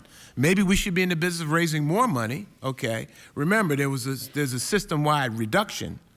Okay, but maybe we need to be in the business of raising more money to provide more last dollar scholarships, since this particular clientele, this particular group of students, are probably the most challenged financially. Correct. Okay? Yeah. And so we need a little extra incentive. I think Senator Dinniman spoke to these matters earlier in this conversation. There is a role and a place for this institution. And its failure to go around on everybody, Democratic and Republican governors, senators, and legislators alike, that has put this university in its cause. And problems on the campus. Some significantly incompetent individuals on the campus who've caused major problems. And some intentional causes on campus, all right? Intentional issues on campus that hid over 3,000 student applications that no one knew about, that were either at the post office or stuck in somebody's drawer. That's documented. So, but getting back to the upward mobility study, you are aware that in the upward mobility study, it ranks Cheney #1 of the public universities in Pennsylvania. I am aware of that, and I'm aware of the fact that that is an input-adjusted effect, right? Because Cheney University, to its credit, engages with a great deal more students coming from the social mobility study that, for those of you who are not aware of it, tracks the extent to which universities and colleges are able to enroll students in the lowest quintile and move them, and they move throughout the course of their lives into the upper quintiles. The data are 30 years old. They're based on students who enrolled in Cheney 30 years ago. Whoa. It's all universities. I understand This is that. analysis for all universities. And all the data are 30 years. As at the Gates Foundation, we invested in the study. Okay, that's So fine. the I'm data glad. are That's a based- good thing to invest in. Data are based on students who enrolled in Cheney University 30 years ago, and where are they today? And then it looks at their salaries. And so, again, for those who have not seen, the question is, so how far do students go through economic quintiles over the course of their lives? And so what you discover is that 30 years ago, the universities that were enrolling students from the lowest economic quintile in the Pennsylvania state system was, of course, Cheney University. And so you see the impact of that effect. Other data on Cheney career outcomes, I would encourage us to look at together. We have those data. We have those data for, to the point that was raised earlier, we have those data for every one of our universities. By program of study, we track income of graduates, and we look at the income of graduates against the national average income of graduates in those programs of study, and we can see where universities are producing graduates that are out-earning the national average and those that are under-earning the national average, and I suggest we look at those data together. And I would encourage we look at all of it, because I have on record and have personally invested in and raised money for, okay, and protected and advocated for state resources for over a 30-year period. All right, to get to this university, to shore it up, okay? And I'm for a rebirth at Cheney University, okay? I'm for a rebirth at Cheney University. It is absolutely necessary. The not-so-secret is I'm for a rebirth at all 14 institutions, okay? Because that's where we really need to be. If we say we're interested in making sure that college is affordable for every Pennsylvania student, the state system clearly is a foundation solution to that issue, if we say that. So on the mobility, which tracks the same data for most colleges and universities in the country, okay, 30-year history, all of that.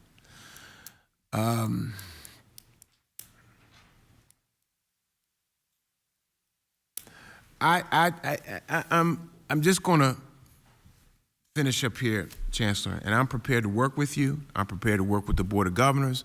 I'm prepared to work with all of our colleagues on both sides of the aisle in both chambers. It's a daunting mission, that we've got to accomplish for the system and for this particular university, which has received the majority of the attention today. I wish it had received a similar kind of attention over the years, especially when it comes to the infrastructure on the campus, which in many cases is appalling, especially if we're asking a university to be successful in an environment where it just doesn't have the resources. We have a history of poor support. The Adams case defines us in higher education. I'm sure you're familiar with the Adams case in higher education. Defines Pennsylvania as problematic with respect to the higher education space. That is an age-old discrimination case going back, I believe, to the early 70s, if I remember correctly. Correct. And Pennsylvania still has not removed itself from this discriminatory reality when it comes to higher education. Investments in Cheyney and Lincoln University were supposed to be a way to try to get a better balance, get a better result, and move us out of a discriminatory reality. And I think the members of our caucus are prepared to work with you and the governor and the majority to try to create a better higher education environment for all of our students. I believe as a part of that, a thriving, and I've heard you say this word and I'm in agreement with you, okay? A thriving Cheyney University as one of the 14 institutions within the state system has got to be a part of that solution, okay? And we're prepared to work with you, to advocate with you. We're prepared to work with and take direction and leadership from the governor in this matter to fulfill once and for all a mission. What I do know is that there's been 2 years of hard decisions that no one else wanted to make before, and a positive trend right now. And what I don't want us to do is to snatch the rug out of that positive trend. If we have a number that we have to reach, a short-term number that we have to reach, okay, I think it was over $9 million, I think you said, we need to be in the business of trying to help reach that number to achieve the success that I think is the mandate of the mission of the reason for the state system, and I think the mandate of our own mission as elected officials. So, Mr. Chairman, I thank you, Chancellor, all right? This will obviously not be our last conversation, all right? But I thank you, Mr. Chairman, for the opportunity to have this dialogue. Thank you. Thank you, Senator Hughes. We have kept you a long time today. Obviously, there's a lot of interest in this committee regarding your vision for the future for our state-owned system of universities. And as Senator Hughes had said, all of us are eager to be partners with you in trying to accomplish our collective goals, and that is the well-being of our young people here in Pennsylvania. Just because we're over time, just a final comment. It's days like yesterday when I go out to my car and there's a half-inch of ice on my car. It makes me think I'd rather be in Cape Canaveral in Florida. One of the highlights of 2019, it's the 50th anniversary of the Apollo 11 mission. I'm not sure if you're aware of that, but I think this year a lot of people are going to reflect on why it was a good idea.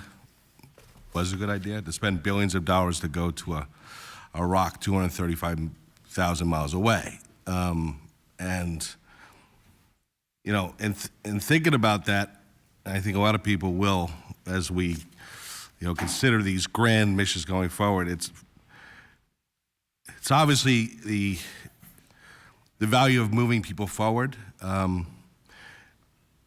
But for many, I think it's more valuable, and it's the power of events like that to move us together. You know, it was the single largest audience to any single moment in the history of mankind at the time, all joined together, observing and being a part of something big. And as we reflect on our joint responsibilities here, we often get caught up on an annual basis of the drudgery of trying to get through a budget. What's in our limited horizon. I mean, sometimes it's hard to look at the bigger picture and what's the fundamental challenges that we have. And these fundamentals are what underlies every conversation we have in Pennsylvania right now. And that is, Pennsylvania is a mature state. Its younger population, high school population, is shrinking.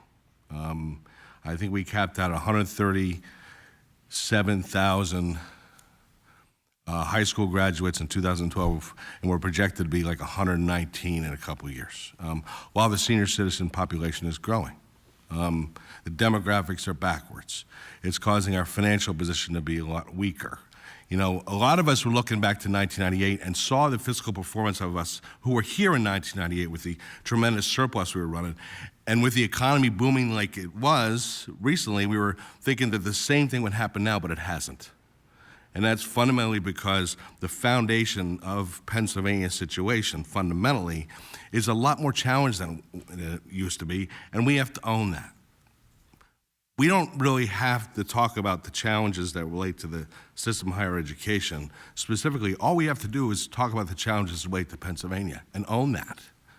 Because if we don't address those fundamental challenges, and that is a state that fundamentally is moving in the wrong direction demographically, there's nothing we can do to look to a stronger future for our higher education institutions in total. The paradox of that is, the way out of that is to look to our strongest economic development assets we have, and that is Pennsylvania's unmatched portfolio of higher education institutions. There's no one in the country that matches us in terms of the numbers we have and the assets and the investment we have there. And our collective history here has been to do things in a very disjointed way and not have a fundamental strategy for these institutions going forward. Frankly, it's really depressing sitting here and talking about what we need to do, right? We are trying to decide what to do with our state-owned system to adjust for the fact that less kids are here, and we have to reconfigure those institutions to factor in the fact that Pennsylvania is not growing, rather than looking at the future of Pennsylvania and try to accommodate additional investments we need to make there. So everyone, as Senator Hughes has said, is partially responsible for where we are now. The fact is that financially over the last decade, because of our financial challenges, our financial commitment to the state system of higher education is back to where it was in the year 2000. And that was decisions relating to the same demographics that affect us. We decided to make those decisions based on that. But the question is what we're going to do going forward. And everyone has to look at themselves as partners here. That includes the legislature, all of higher education. We do not have a purely competitive position in higher education. We never will be. Because, along with the things that you're saying, to have a purely competitive position, the parties in that competition need to be at risk. And what is the likelihood that any of these institutions, in terms of their really being a going concern, is at risk? We're not going to be closing institutions down. So the pure competition model doesn't work. There needs to be cooperation. There needs to be cooperation amongst not only the state system of higher ed, but all of higher ed to this. Everyone needs to be part of this. That includes the state-related, that includes the private colleges, so that there's a collaborative interest in the future education needs of our children. Because if one is not doing well financially, that assumes if we're competing against each other that institution won't survive. But we've already decided, as a matter of course, that many of these institutions are not just going to go away.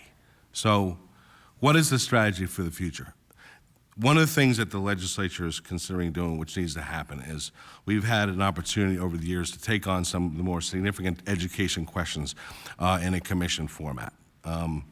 And the goal of that will be to look at higher ed in the context of all the challenges Pennsylvania fundamentally has and where it fits in our future collectively. Now, these are very big questions which will require some very difficult answers.